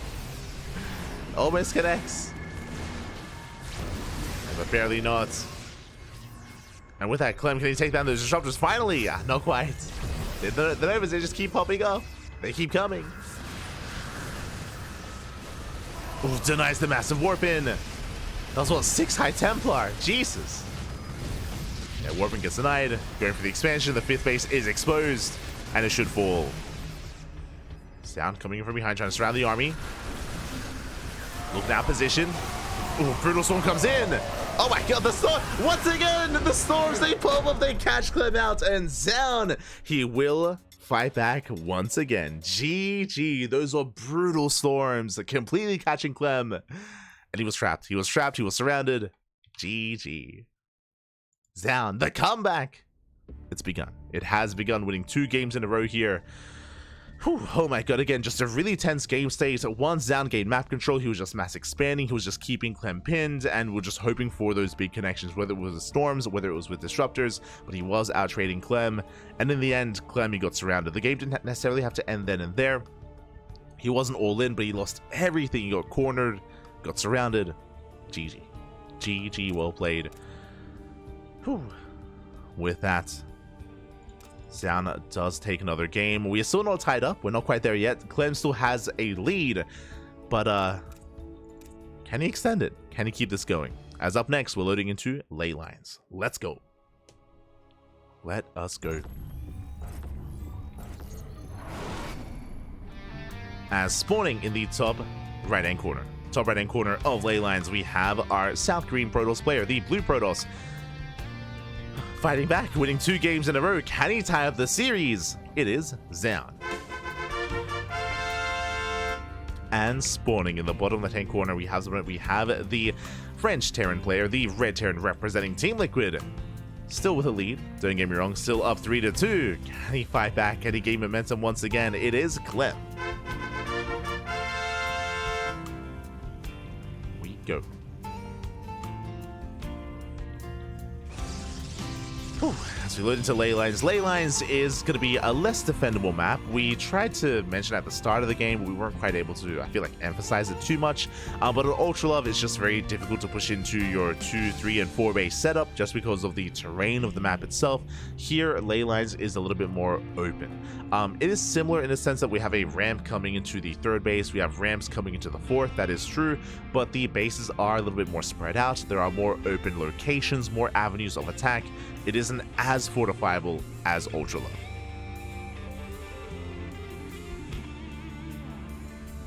So aggression can be that much more effective here.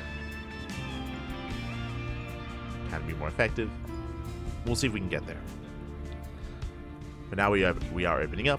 Clem once again going for a single gas, going for a more economic opener, going for the faster CC. Zoun does confirm. He scouts, he confirms the gases. We'll pull out. And we'll attempt to delay the CC.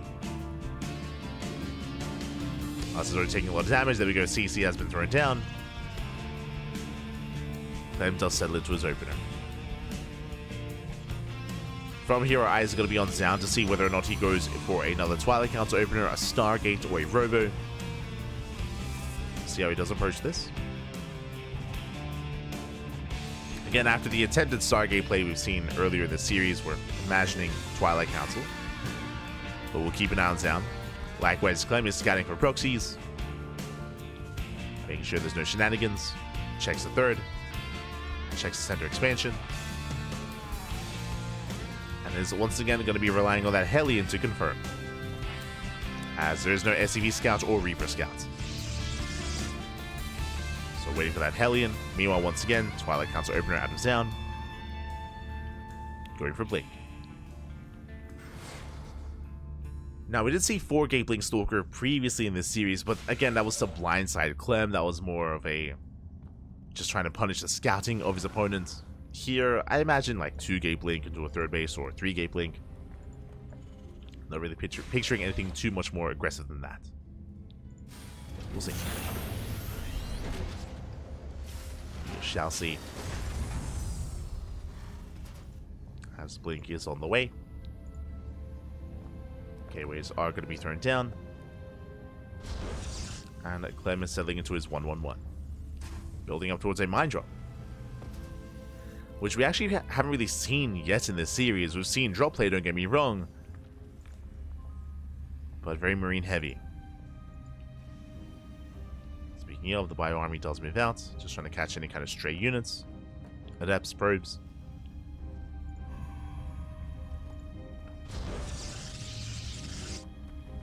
Zoun setting up his spotter pylons, and that is going to be the third gate. So 3-gate blink. 3-gate blink out of Zoun. Very safe way to play. Clem once again going for his second racks. Here comes that mine drop. It's going to be a little bit more committed this time with 3 winter mines, not just 2. And the bio army. So Clem is moving out. He's got all his marines. His winter mines as well. We'll see if Zoun can keep up. Does have a shield battery, that will help. Stalkers, they're ready for a drop in the main, but everything's coming at the natural.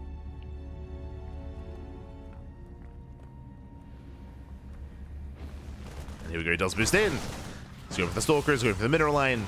Does unload. Boys pull away. And Marines, they don't quite commit. Which is a distraction. Gets the hell out of there. Oh! Mine shot goes off. Not quite.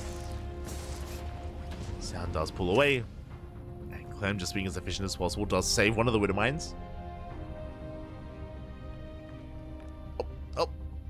God, the retargeting. Being so annoying here. Zoun will clean up.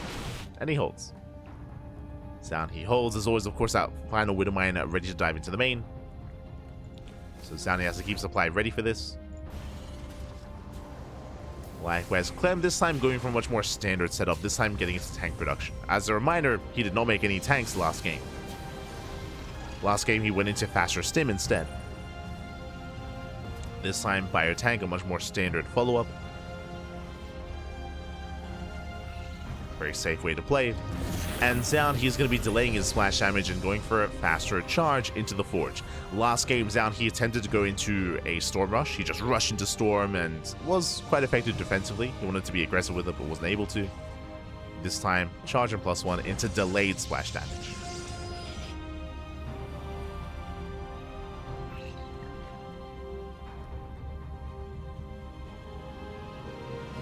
So much more of a gateway-centric style. Been very trendy as of late. Oh, nice catch from Zoun. Containing Clem, catching out the Raven. Keeping him contained. Clem going for his third CC. Not going for a 2-base all-in.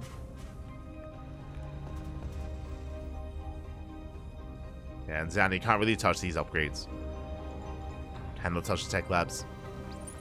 As it's a tank line, there's plenty of Marauders. Clem, he is ready for a blink.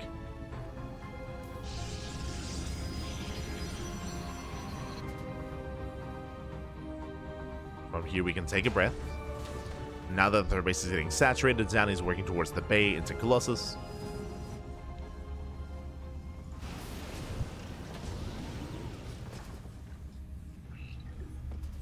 Getting to that mid-game.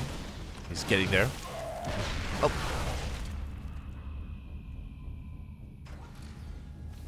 Likewise, slowing down the push. Clem just establishing his third base. But does he opt to commit? Let's catch a Stalker, not bad. Trades the Stalker for a Marauder. They do go back and forth. Zoun warping in back at home, getting ready for a push. But again, Clem, he's just chilling. Just focusing on the map control, he's staying on his half of the map. Getting his third base. Calming down.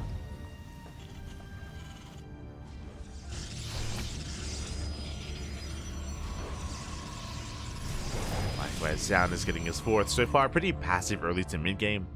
No major aggression outside of the early drop, of course. But outside of that, we are just building up. Carrying up to towards the eventual move out.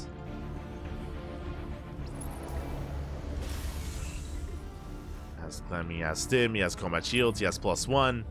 Here comes the push towards that northern base. It is spotted by the Zealots. Zoun, he is aware.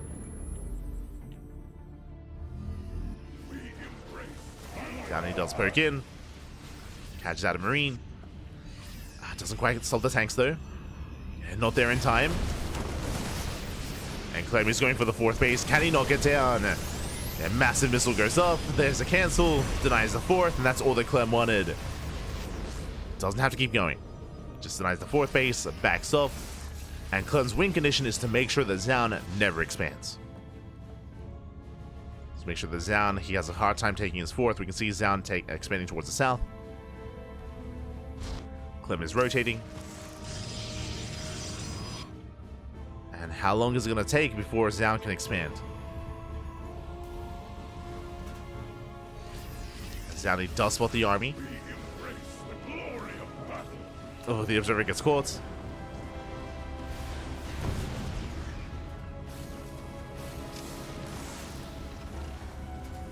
Clem keeping up with the stalkers. Likewise, Zoun, he still needs more time. He's double expanding. This makes the most sense. Again, Zoun, he's anticipating that he will be forced to cancel one of these. He'll be forced to cancel. He's trying to double expand. Likewise, building up more disruptors, more colossus, has a 2nd robo.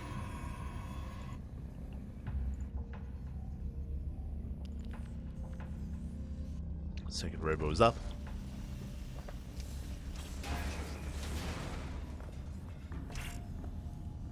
And so far, Clem being a little bit more passive. He's respecting these stalkers quite a bit. Hasn't moved out yet towards these bases. And now he's pushing.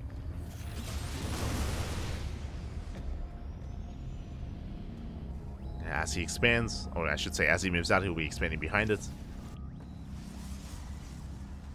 Clem is maxed. It's going to be up to Zoun to slow down this army. We'll see if he can. He has his disruptors. True. He's moving in. Needs out a Viking. There it goes off. Oh no! Oh, that was potential. Zoun. He second-guessed himself. Zoun, calm down. Calm down, Bobby. Calm down.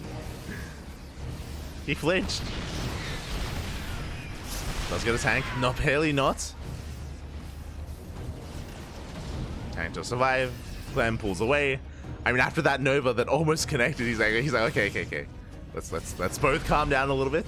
Let's back off.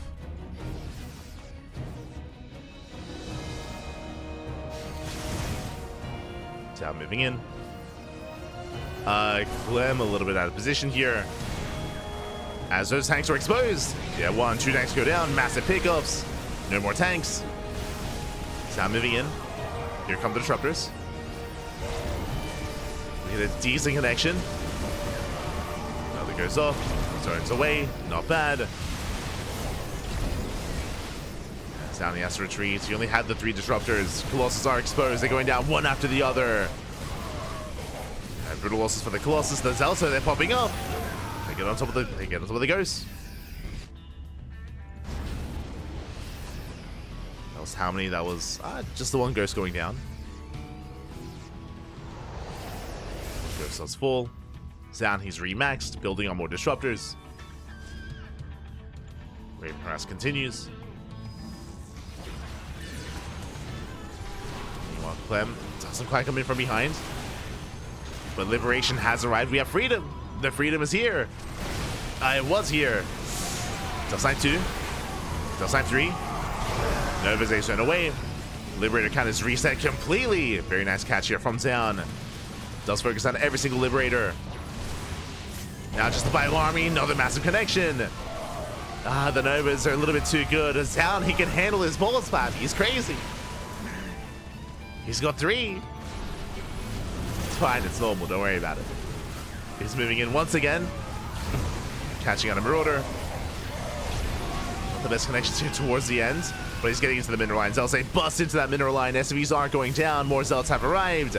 And Clem is being overwhelmed. He lands the Vikings. Vikings, what are they going to do here? Against the Gateway Army. They fall. GG gets called. And Zoun, he will tie up the series 3-3. Happy. We have a series. Let's go. GG. GG, well played. Whew, we are tied up, mate. After a 3-0 lead from Clem, Zoun, he just needed to calm down, just needed to warm up. He's good, man. We're good. We're solid. We're bouncing back. We are tied up 3-3, and we still have plenty more games ahead of us here. Again, this is a best of 9. First to 5 will come out victorious. And now we're tied up. Let's go. Let us go. Whew. And again, just some beautiful Novas there from Zoun. Really good rotations as well. I mean, one of the big moments, if you remember, was Clem. He had left his tanks unawares. He left them exposed. They went down real fast and real quick. We saw something similar with the rotation towards the top side, catching out those Liberators, and more importantly, the Novas. The Disruptors, they were connecting very well. They were trading well. And that leads us into our next game. Leads us into Game 7, loading into Frostline.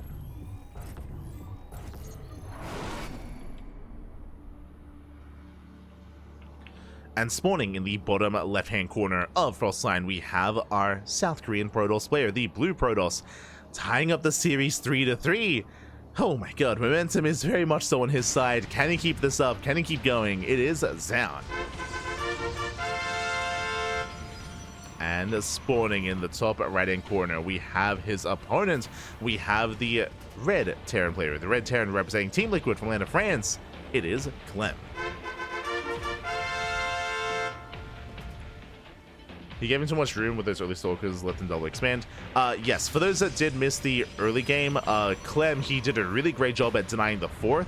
And if you remember, we were expecting Clem to deny the 4th base, to back off and rotate and deny the 4th again, but he didn't. He denied the 4th base and he went back home, and he stayed back home. And as Jay is mentioning, he did double expand afterwards. After losing the initial 4th base, Zoun got away with double expanding. Clem, he was instead more concerned about preserving his 4th base and was staying back at home, being more passive in the aftermath. Was more passive, despite his army advantage. As again, that's when Clem he had the larger army. He was the first to max out. From here, though, we're getting to our next game. Are going to be settling in. And welcome on Ultra Frostline for the first time in a long time. Double gas opener out of Clem, going for a faster factory. Let's go.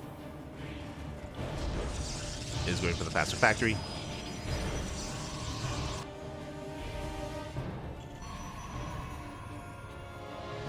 And with that is going to be more assertive here. With this, we can go into Reactor Reaper Hellion. We can go for early Cyclone, early tank drop as well. We have seen quite a rise in prominence of tank drops or early tank pushes on Frostline. Again, Frostline's natural is much more wide open. It's much more difficult to defend. We'll see if Clem is going to open up aggressively here, or is going to commit to even more aggression.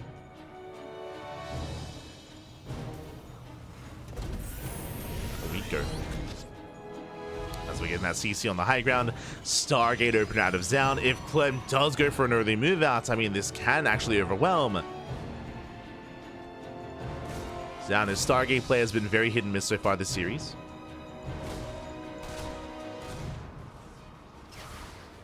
Reaper is going to be zoned away. Tech Lab is in production. Question becomes, do we go for the Cyclone? Do we go for an early Banshee? How does Clem bring about this build? Gets into the main. Checking Clem's vision. He does not see the tech. Does not confirm whether it's Twilight Council or Stargate. He doesn't know. He is still in the dark. It's going to be Cyclone first. It's going to be the Cyclone into Medevac, into tank. This looks like a tank drop. Uh-oh. And this can punish a Stargate opener. As this early on, the Phoenix count is going to be very low. It's not going to be an easy hold, assuming we're going for the tank afterwards. Cyclone has arrived. Here comes that Medevac. Yep, tank drop. Oh boy. Again, as we mentioned, this is very popular. This is very popular specifically on Frostline. Part of it is because of how open the natural is and how exposed it is. And this is going to hit like a truck. Zoun supplyable for a moment. He's got 2 Phoenixes so far. On the one hand, you might be thinking, oh, he can like lift the tank, he can CC it, he can deny it. Well, that's what all the Vikings, the Cyclones, and the Marines are for, to protect that tank and to keep this push going. As we are waiting for that tank, and then we boost across the map. Let's go. Clem, he's sending it. Does send it across. Shield battery is done. Phoenixes, they're moving out, they're going to be out of position. And Zoun, he did not see this coming. Zoun, he didn't see anything.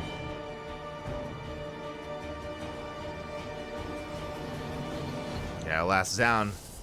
The pants are down, Bappy. Does push forward. Tank will siege. And it's going to be zoned away. That's our returns to pylon. Yo, do we commit to the shade? Do we force some slash damage? Phoenixes, they're racing back home. Can we lift? Oh my god. Do last second split. Nicely done. Tank is lifted. Vikings are coming to support. And the Adepts, they're cleaning up the Marines. Marines are falling down. He's holding on. Up on second lift. Yeah, he holds. He shuts down the push. Takes down the Cyclone, the Marines, the tank as well. Is going to go down a couple of workers. Jesus. As he should be looking this up. I say that. Reinforcing Cyclone has arrived. Tank is still up and running. Finally going to go down. Whew. And Zoun holds. Zoun, he does hold. At a cost. But, we've seen many a Protoss player die to this. We've seen many a Protoss player die. Zoun does survive. And he gets away with a third. Third base was on the way. So far, so good. Did cost him 6 probes. But from here, the game will continue. Building up towards the bay, towards Colossus. Immortal first. Okay, we can breathe, Pappy. We can breathe. Oh my god. Again, the Phoenixes, they arrived just in time. It was a clutch hold, Pappy. Clutch hold. And now we're building up the Colossus, the Immortals. That was very committed by Clem. Bear that in mind. And you can see he's not done. He's moving out with a second wave, a second push, another tank drop. Let's go. If at first you don't succeed, try and try again. This time with 3 Vikings, 2 Cyclones, the 1 tank. And I'm getting deja vu because once again the Phoenixes are out of position. The Phoenixes are across the map. They're going to get some SCV kills. Back at home, do we have enough to defend? There is an Immortal, true. That Immortal is going to be so crucial in the defense. Phoenixes, they recall back home. They do recall. Army gets spotted. Clem, he rotates. Does rotate over, going for the third. Zoun trying to keep up. It's being zoned away. He does lift. Does lift the tank. Yeah, and he will shut this down. The Immortal moves in, and the tank will fall. Once again, Zoun, he's shutting down Clem. Twice now. Twice does shut him down, and again, this was committed. We lose another tank. And pulling back, he has a third tank here to reinforce. Tank does siege. Fully goes up. He's going for the lift. Goes to the Cyclone. Tank will fall. And these are too many losses. Too many losses here for Clem. He's racing back home. He's in trouble here. He's down to a handful of vanilla Marines. No bunker, no tank, no nothing. He lost everything. The Vikings have to land.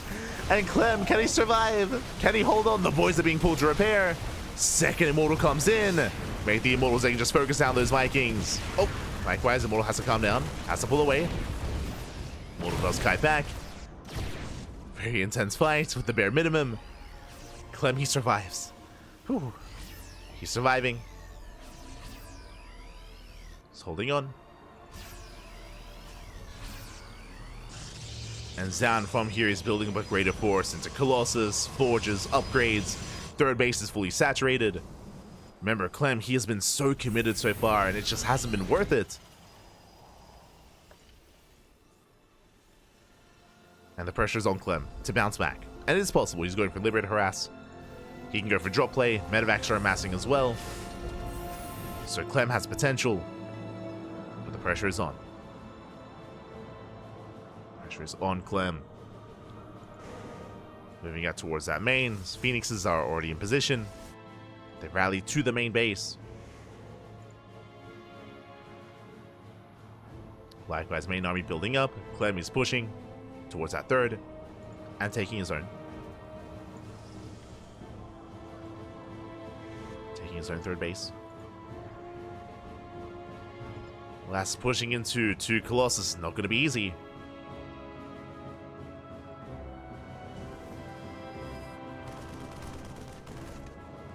Phoenixes, they are otherwise distracted by the main army. There is an opening for this Liberator. True. So while Zoun is distracted, Liberator can move in. Speaking of. Liberator poised and, yeah, rallied into that main. Likewise, Colossus out of position.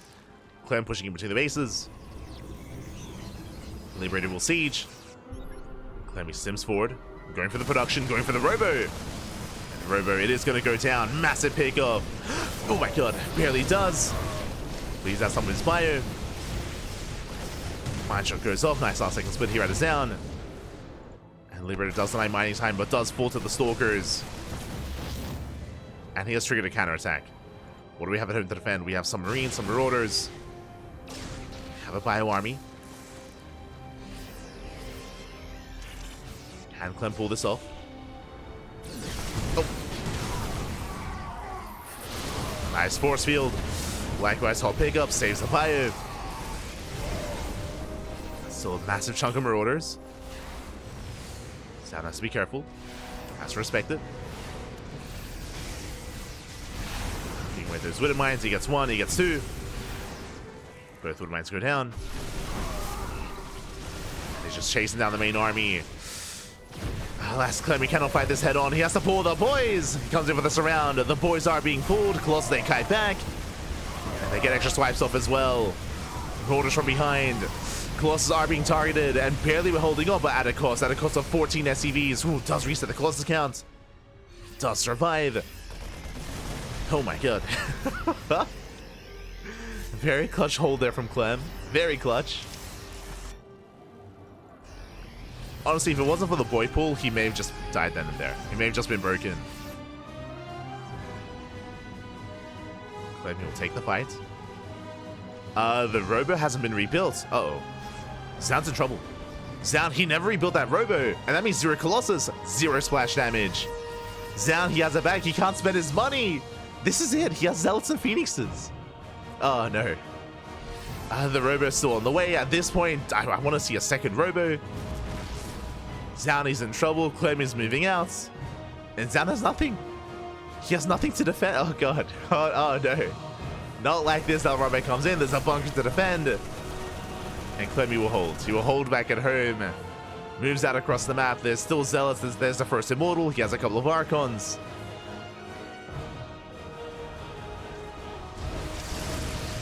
Zoun, can he pull this off? Catch the Widow Mine. Nice kiting here from Clem. Clemmy kites back, shuts down the Zealots. Only Archons remain, and yeah, Zoun is being overwhelmed. Ay, ay, ay. Again, that move that had potential. I mean, in this game, Zoun, he was holding his own. But that Robo was so delayed after losing it. Does force a pickup. He's holding on. Barely. Did cost him an Archon. Zoun pulls away. First Colossus in production. He needs time. And Clem is not giving it to him. It's not giving him that time. Clem just rallying across the map. At this point, back we can stim. We can win. This first Colossus is still in production. Likewise, Clem rotating. Does rotate over. Sorry for that zoom. I'm getting nervous. Colossus does make it out, but it's exposed. It doesn't matter. Colossus is going to be targeted. Is going to go down almost instantly. Oh god, barely gets away. Whew. Gets to the shield battery. But again, Zoun is still an uphill battle. Still very much an uphill battle for Zoun. Trying to move in. It's also being cleaned up. Brutally MP. And Zoun has nothing left. He gets overwhelmed. Again, that fight earlier was brutal, and GG gets cold. Clem, he bounces back. He recovers. He takes game number 7. GG. Whew. GG, well played. Very back and forth, very intense. Again, unfortunately, after that initial move out, I mean, I want to say that Zoun, he was in a better position. He was playing very well here this game, defending and surviving against both tank move outs. So very strong defense there from Zoun, and with that, even that counterattack did so much damage. But unfortunately, if you recall, before that counterattack, before that Colossus push, Clem had sniped the robo. He had sniped that robo, and it looks like it took too long to actually recognize that and to rebuild the robo. Because of that, there was a massive period in time where there was zero robo production, and after losing all those Colossus, never did rebuild. He built one Colossus towards the end, but it was too little too late. Clem, he had gained too much momentum and did snowball out of control from there. GG. GG, well played. Clem does take a lead. And now Clem is one game away from claiming the series. Otherwise, Zoun is one game away from forcing the ace match. Let's go. That almost had it, Sag. He played well, he played well. Did play very well. Oh, here we go.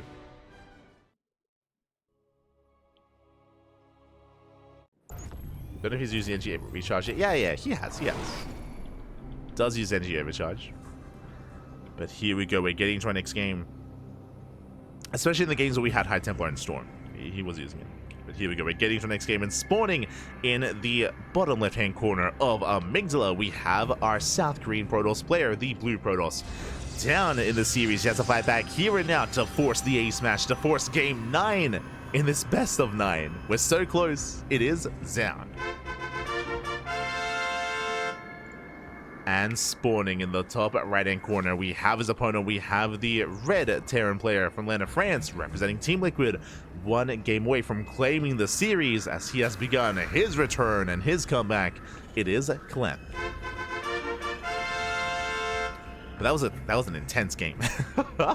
Again, I'm so impressed that Zoun, he was able to survive and defend against the early tank aggression, the tank pushes of Clem. Like, Clem was so committed early on.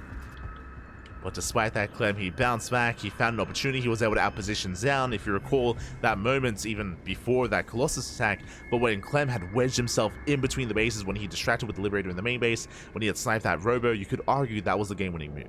That was the game-winning move for Clem. Sniping that Robo, disrupting the production, and never allowing Zoun to rebuild.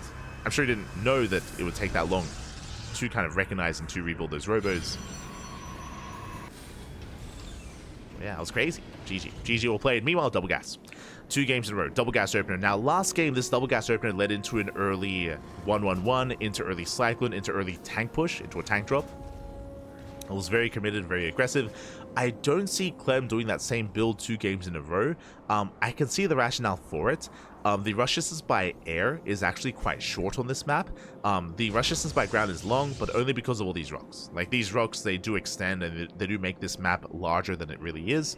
But when it comes to drop play, we can just boost through the center. We can just boost right through the center and commit. There's a reason why we've seen an uptick in German taxis in ZVP. There's been a lot of drop lord based all-ins on Amygdala. So we'll see how Clem plays this out, as never mind, he's going Reactor Reaper Hellion. Okay, Reactor Reaper Hellion is being aggressive, but even earlier on than last game.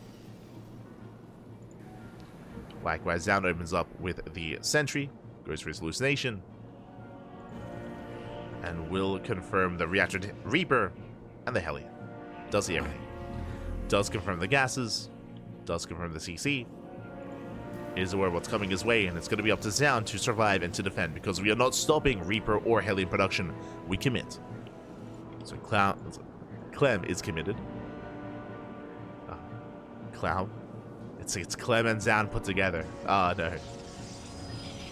I just woke up. Clem does move out.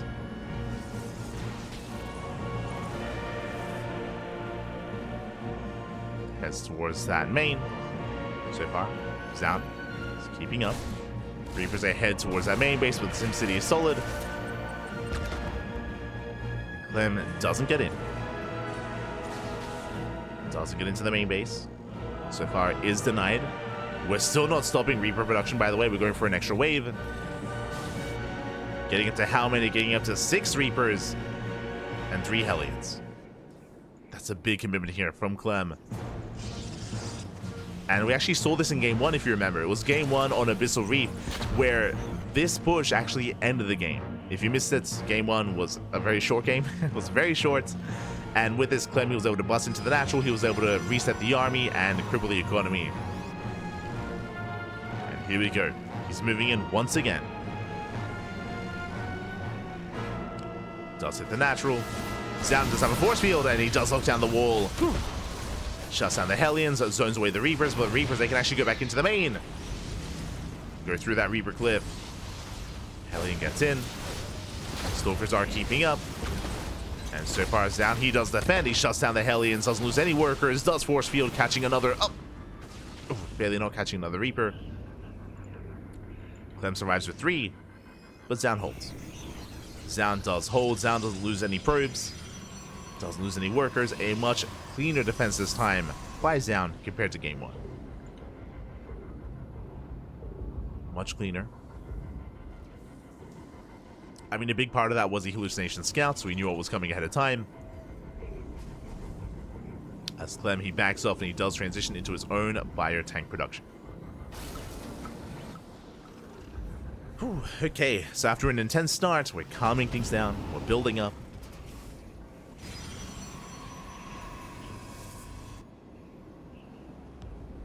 As we do have a gateway explosion, more than I assumed. Oh my god, Zoun is going for a gate blink. That's 3 gates to the main, that's 1 gate at the natural. 4 gate blink is moving out. Hyper aggression out of Zoun. But Clem, he has a wall, he has SimCity, he's got his tank in the main base. The natural is a little bit more exposed. So far there are 2 tanks. And Clem does move out with the drop. Uh-oh. Does move out. Zoun, he will miss it. Instead of reinforcing. And Zoun, can he break that natural? Does that with the bunker. Tank volley goes up. Ooh, takes down 1 Stalker. 1 Stalker does fall. You're losing a second. Second Stalker goes down. Clem is buying time. The second tank does come down to low ground. And the drop arrives at the 3rd. Zoun has to make a choice. Does go for a defensive warp in. Trying to hold on. Trades against the Marines. And he needs to find some more damage here. When you go 4 gate blink, you're quite committed. We need more damage. Does he go for the main? He tries to. Not worth it though. And it takes 2 tanks goes to the face. Zoun is forced out. And Clem holds. Clem, he's holding. And this is not enough damage here for Zoun. He needed more. Again, he delayed his 3rd base. He committed into the prism, into all these warp ins, which is otherwise delaying his tech. And he's still not finding enough damage. Back at home, he will defend. True. Cleans up all the fire. Deals with the Reapers as well. They will lose 2 probes.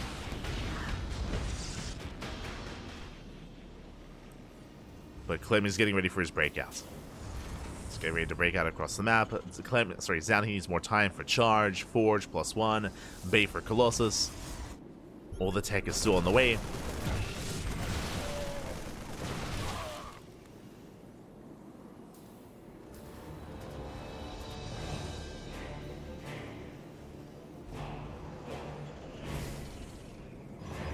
Zoun is hoping to at least contain Clem a little bit longer and slow him down.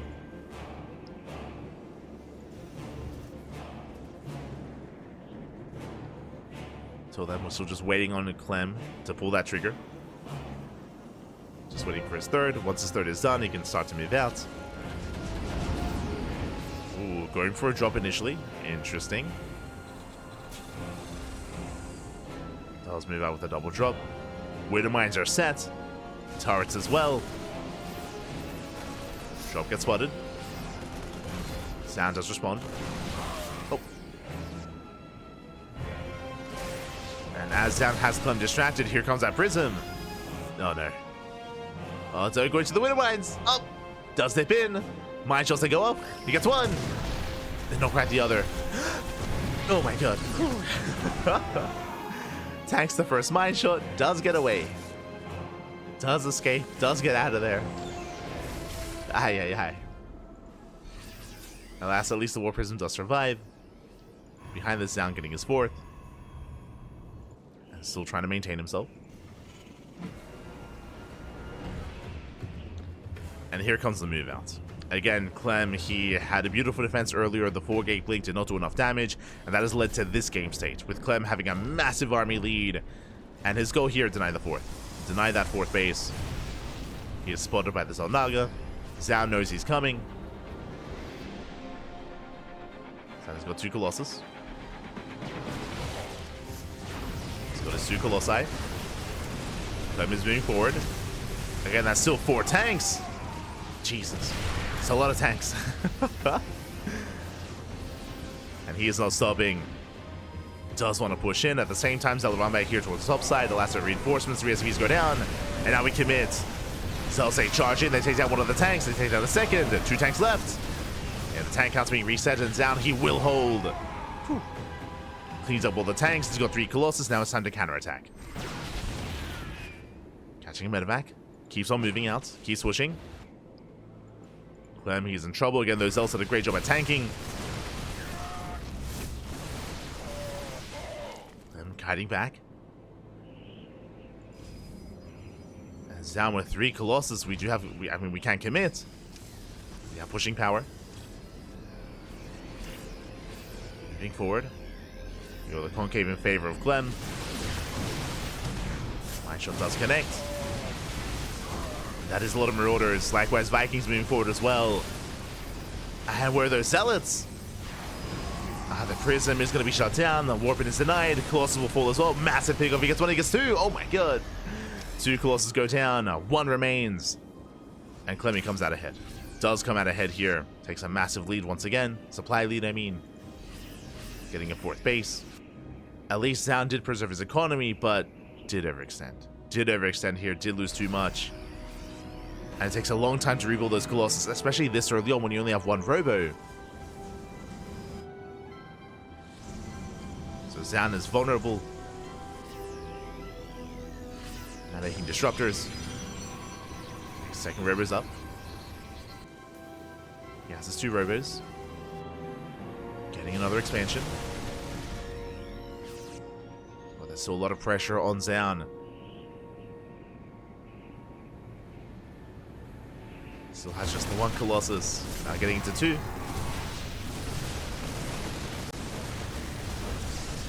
If base is going to be targeted down, that's going to be a cancel.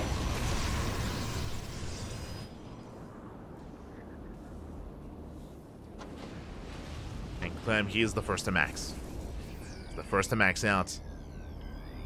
The first to push. Zoun is not quite ready for this. Like, he has a comparable army size, but it's heavily reliant on these Zealots. Very Zealot heavy. Nova does graze the army. No major connection. Disruptor goes down. Mate, Clem, he didn't even flinch. He just walked into it. He just didn't. He just didn't care.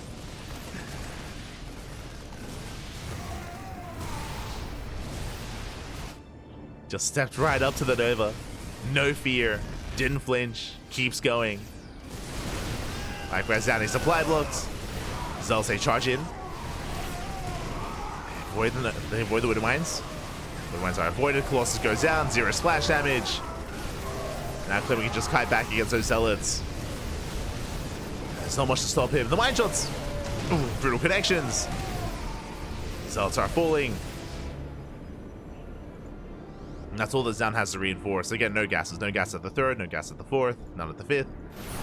Just pure Zealot reinforcements. Nice catch on the bio. Does lock him down. As there are too many Vikings in this army. True, very, very Viking heavy. So there is some dead supply. Zoun, he will reinforce. Does keep pushing. I mean, he has to. Let's attempt to trade. Then he just stims in. Takes down the Disruptor. Cashing in Immortal as well. Brutal pickoffs. Expensive pickoffs. Remember, the gas here is quite limited for Zoun. Flanking Nova was ambitious, doesn't quite connect. But Zoun is getting on top of the ghosts. Doesn't quite get them. Ghosts are exposed for a moment. Clem is still maxed. Currently 2 disruptors for Zoun. And if he can connect, if he can take down those ghosts, then he can still overwhelm. Oh my god, the mines though. The winner mines. Shut down the Zealots, likewise nice splits previously there by Clem.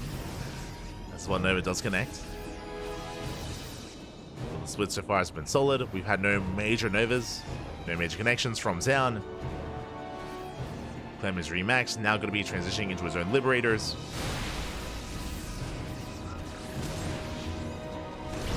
And Zoun is just so heavily reliant on these Novas.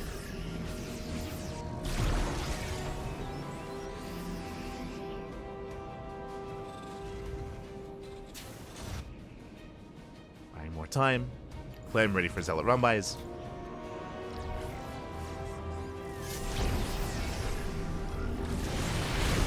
Try to force back the Terran.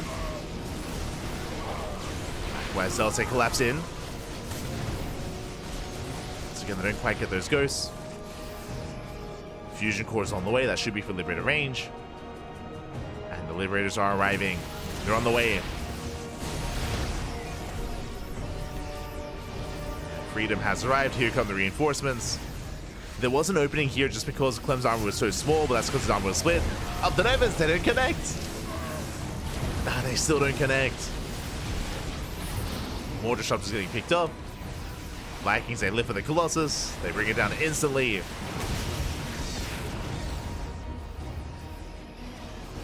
The Colossus, they do nothing. They do nothing.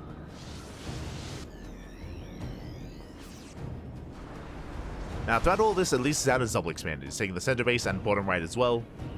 His mass expanding. Still very mineral base. Looking forward, takes down 2 of those libs.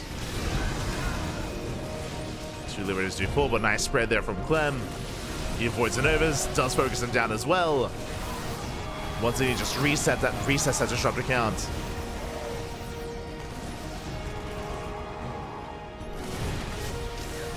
Just makes this a purely Zealot army. Oh my god. Line shots are brutal. Clem securing himself, building up more libs. And the problem here is that there's no big answer to these Liberators. Typically, they would force out Skytoss or a greater Stalker army, but remember, we have limited gas. The Stalker count is very low. And the Liberator count's getting higher and higher as Clem is making 4 libs at a time. There's gonna be a lot of freedom, Pappy. A lot of freedom. A lot of liberation.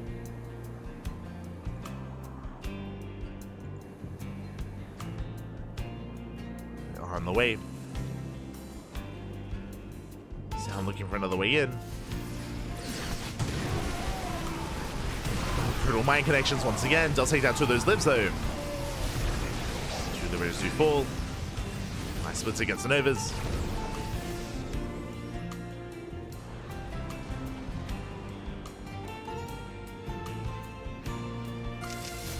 I'm is scanning. Does spot the armies. Well, does spot the bases. My god. Yeah, Zoun panicking a little bit there. Novas don't quite connect. Colossus goes down once again. The splits are too good. The splits are crazy. And we haven't had a good connection yet. We just haven't had it. Zoun plummets in supply. Once again committing to the swarm toss. Liberators are denying mining time.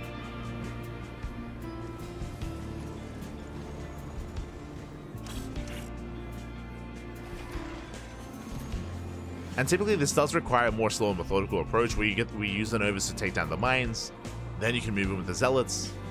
But Zoun, he's been aping in a little bit, not gonna lie. He's just been committing, just taking everything to the face. Does rotate. Does rotate towards the south. Clem is keeping up.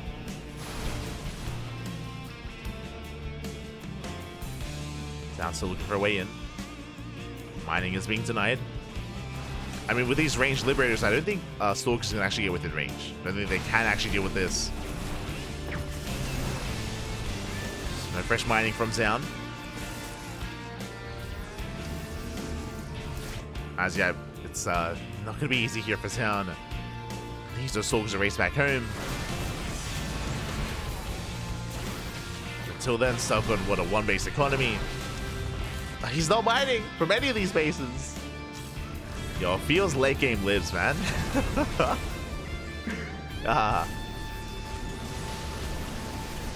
There is no mining.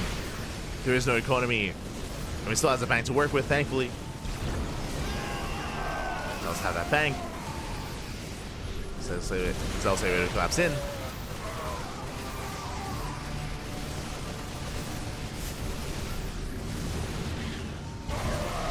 And a decent Nova. Nova goes off, grazes the army. Last Clem is just kiting back into the freedom zones as well, trading so efficiently. And he wants that disruptor. He wants it. Oh, Nova doesn't connect. Takes down the disruptor. Finally, one liberator goes down. Finally. But there's still two more. The other two are still up and running. Still denying any mining. And Zoun, he's out of his bank. He's broke. Zoun is broke. He's stuck at 150 supply. He cannot keep up. He cannot maintain himself. The power of the liberators. And Zoun, he's just run out of steam. He's run out of steam at this point. This shouldn't have happened. Does blink in, does go for the dive. He's committed. Not a bad fight here from Zoun. Cashes out some of those ghosts. But reinforcements have arrived. Thing here is that Clem he can reinforce, Zoun cannot. Oh, nice connect. Finally, let's go. Nice connection towards the end. Clem moving into the Nova. But it might just be too late. What was once, you know, a swarm of zealots, now nowhere near as many.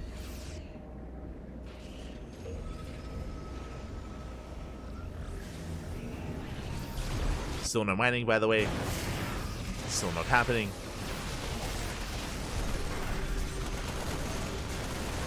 Clem does him in.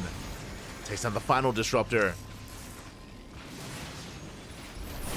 And there's just too much liberation, Bobby, everywhere. Liberation Zone's going to be thrown down. Zoun, he does commit, blinks in, and he'll lose all the Stalkers. Yeah, the Stalker completely resets. Every Stalker falls, and now there's no anti-air. GG gets called, and Clem, he will overwhelm. He will take the series 5-3, and he will win the show match. GG. GG, well played, Clem. He will bounce back again. We had a crazy back and forth in the series. Clem, he started things off with a 3-0 lead. Everyone was assuming this was going to be a wash. It was like, oh my god, things looking a little bit bleak here from Zoun. But if you recall, something that I mentioned as well is that the first 3 games, Zoun never got into his own game state. Like, they were very uncomfortable games for Zoun. Game 1 and Game 3 ended real fast and real quick to early economic damage. Game 2, Zoun did max, but Game 2 was, again, a really awkward game on Young Violet Square with Carrier Colossus. Just a really, it felt like an incomplete army out of Zoun despite being maxed out, and did lose everything, did crumble. And then he was warmed up. Then Zoun was warmed up. We had a back and forth. We were able to win 3 games in a row. That led us into Frostline. Frostline also very close. If you remember, Frostline was also a really good game for Zoun. He had a better start, a stronger start, but his production fell by the wayside. Clem did Clem things. He somehow pulled his way back into that game. He forced almost an all-in out of Zoun. It wasn't meant to be an all-in, but he had no production behind it, and Zoun, he crumbled on Frostline and led us here into Amygdala. GG, well played. Whew. Again, Zoun, his initial 4-gate blink was very lackluster in this game. He was not able to achieve too much damage across the map. Likewise, Clem, he gained map control early on, and Zoun was just in a really rough position here, trying to work with a really cheap army with a really lax economy as well, but alas was never able to really catch out Clem. As I mentioned at the time, we never really saw a big connection or a big Nova until the end of the game. Like, it wasn't until then that we saw Zoun pop off. He just had a really hard time with his Mass Zealot gaining any value.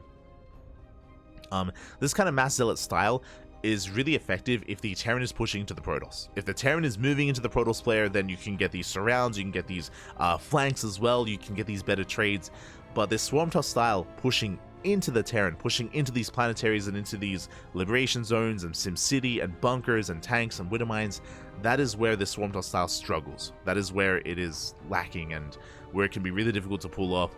I would argue that at a certain point, once Clem was fortified with mass center towers and mass planetaries, and when he was, built up, then we would need to see a transition out of this into extra gases, into a more robust army, whether it's Storm or Disruptors, more Stalker heavy, maybe even working towards Sky Toss towards the end, especially once the lib count gets too high. That's where Tempest come into play and a late game Sky Toss army. But alas, Zoun, he did commit into just mass zealots, into a low gas count. That also, the Sky Toss also helped when it comes to the Liberator harass, because there were some positionings on that map where with Liberator range, Stalkers just could not touch them. Stalkers, they could not touch those Liberators. They could not engage, and at a certain point, Zoun just ran out of money. He just, despite how he had so many bases on the map, but so little economy and so little mining. GG, well played. Regardless, congratulations to Clem, and it was a great series, a great back and forth. Honestly, I could see this going to the ace match. Again, I'm still thinking about Frostline. If Frostline had gone a little bit better for Zoun, we could have been in game 9. That would have been beautiful to go all the way to the ace match in a best of 9. Regardless, we got plenty of amazing games. And a shout out to Zoun, because Zoun, he may not have taken this series, but again, he did show that he can take it to the best player in the world. There's a reason why there's a lot of hype around Zoun. There's a lot of attention on Zoun right now, because he has only been back for a couple of months and he is looking this good, which is crazy impressive.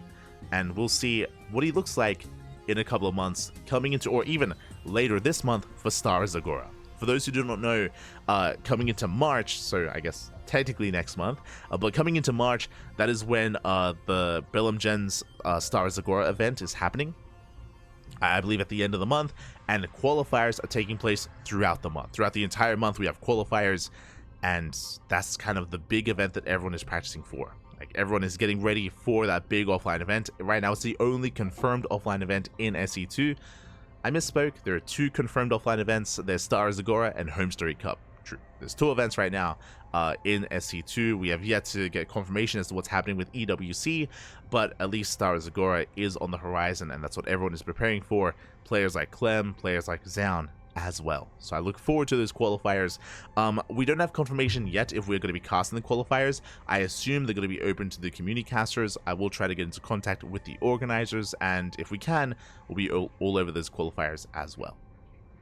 We'll be all over those qualifiers. Otherwise, hope you enjoyed yourselves. Hope you had a great time. And again, there's a lot to look forward to coming into March, coming into our next offline event. Going to be amazing, going to be beautiful.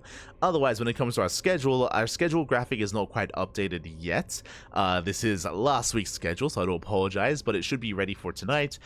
Basically, later on this week, we have our regular events, so War DCB Monday, Pegastorm Monday as well, Sparkling Tunic Cup, so our regular weeklies are still going to be there, but we have some extra events as well. So tomorrow is going to be Little League Cup. We have Little League Cup in the evening, so tomorrow night is going to be Little League Cup at number 34, day number 2. We were able to live cast day 1, but if you remember, day 2 we couldn't because we were covering the OSC King of the Hill 200th edition, the 200th anniversary of OSC. So we were busy covering another event, so we are going to be catching up with the replays of Little League Cup. That is going to be tomorrow night. Likewise, OSC Season 12 Championship. We are wrapping up the OSC Season 12 Championship this week. We're going to have 2 casts, one on Wednesday, one on Friday. So we have 2 days of OSC to crown our Season 12 champion coming into March, so we're going to be covering those matches. Likewise, this week we have the Turtle Tussle on Thursday, so that is another open cup, more at an NA friendly time zone. Around this time on Thursday, we're going to be live with the Turtle Tussle. Likewise, we have the podcast on Thursday night. As always, we have Amanthus on Friday. Unfortunately, I wasn't able to cast Amanthus over the weekend because we were busy when it comes to Twitch. For those who don't know, Twitch, they're cutting costs. Twitch, it is known that they've been struggling financially. They've been losing a lot of investors, a lot of advertisers specifically, and to cut costs, they basically are axing the VOD system, which is crazy, by the way, because honestly I don't think that's saving much money, but they are going to be cutting the VOD system. So because of that, I literally had to delete 7,000 hours worth of VODs on Twitch. It's all on YouTube anyway, but it was still a little bit sad to remove it all from Twitch. So yeah, very somber time over the weekend, and basically I spent 3 days doing that, which is why I couldn't cast, because I was sleep deprived and I just was not up for casting on Saturday. So we missed out on Amantes. We're going to be bringing it back on Saturday, so that is the plan. New What is TLMC tournament should be coming up soon. True, TLMC, the finalists have been announced for Team Liquid Map Contest. We'll be going over those maps on the podcast, and we'll most likely be hosting our own events with those maps as well. Have you thought about uploading VODs to our VOD channel on YouTube? We have a YouTube, and everything is on YouTube. We just had to delete them from Twitch. So if you're unaware, we do on YouTube, we upload on a daily basis. We have thousands of hours of content on YouTube. Again, we are live every single day. We are live more than any other channel out there in StarCraft. So we got the content, we got the quantity, and we got a little bit of the quality as well. Let's go. So it's all on YouTube. But we had to just basically double check to make sure everything was on YouTube, that we didn't miss anything. Especially early on, there were certain VODs back in like 2017, 2018. that weren't on YouTube, so we do have to set that up. But yes, we do actually stream on Twitch and YouTube at the same time. But I did have to remove it. GG, well played. Zoun gonna be the best in the world. I mean, he's looking good right now. It's looking good. It's looking good.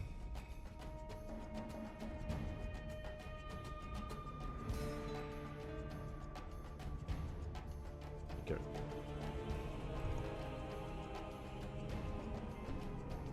Just catching up.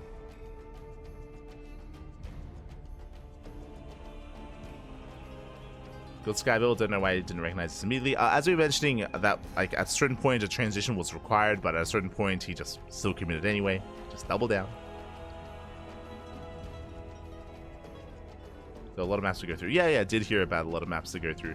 And again, most likely we're going to be updating our map pool with some new TLMC maps. Currently we're using maps from TLMC 17, so I look forward to updating that map pool as well. Do look forward to it. And look forward to going through the voting process of TLMC as well.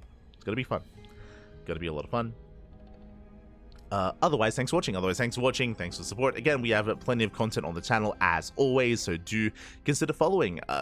At some point, you're going to be catching us live, I'm sure, as we are live twice a day, every single day. We do actually only have one cast on Wednesdays, so that is our initiative for the new year, is to have half a day off. So we have half a day off on Wednesdays. Otherwise, we have plenty of content on the channel, and we'll see you guys in a couple of hours with the Wardy TV Monday. That is going to be, I believe, in 10 hours? No, in 9 hours. In 9 hours time, we're going to be live with some more StarCraft with the Wardy TV Monday, so look forward to that. Until then, I'm going to go edit VODs, I'm going to go schedule, I'm going to go get to work. I might have a nap beforehand. I probably should, just to make sure I'm well rested and I'm revitalized for the cast. Otherwise, we'll see you then. Otherwise, we'll see you guys later on tonight. Here we go. Anyone remember HD StarCraft? He stopped casting like over 10 years ago, mate. What do you mean? Oh my god. I did used to watch him though back in the day. HD StarCraft. Did enjoy his content. But yeah, with that, we're done for today. So thanks for watching. Thanks for the support. We do appreciate it. Again, consider following us. Consider supporting us on Patreon as well. Exclamation mark Patreon in the chat. And you'll get a link to our page where we do fund our tournaments. You can help support the community and support the scene via our Patreon, as 100% of the money on Patreon goes towards the tournaments that we host and the tournaments that we run. So thank you. Thank you so much. Otherwise, we'll see you guys in 9 hours or tomorrow, whenever you're available. As I'm sure we'll find you once again live here on Twitch or on YouTube, or on TikTok, or on Facebook, or on Kick, as we're live on all the platforms all at once. See you next time. See you next time, papi. Hasta luego. Ciao, papi. Ciao. Hasta luego. Congratulations, Clem. Congratulations. GG.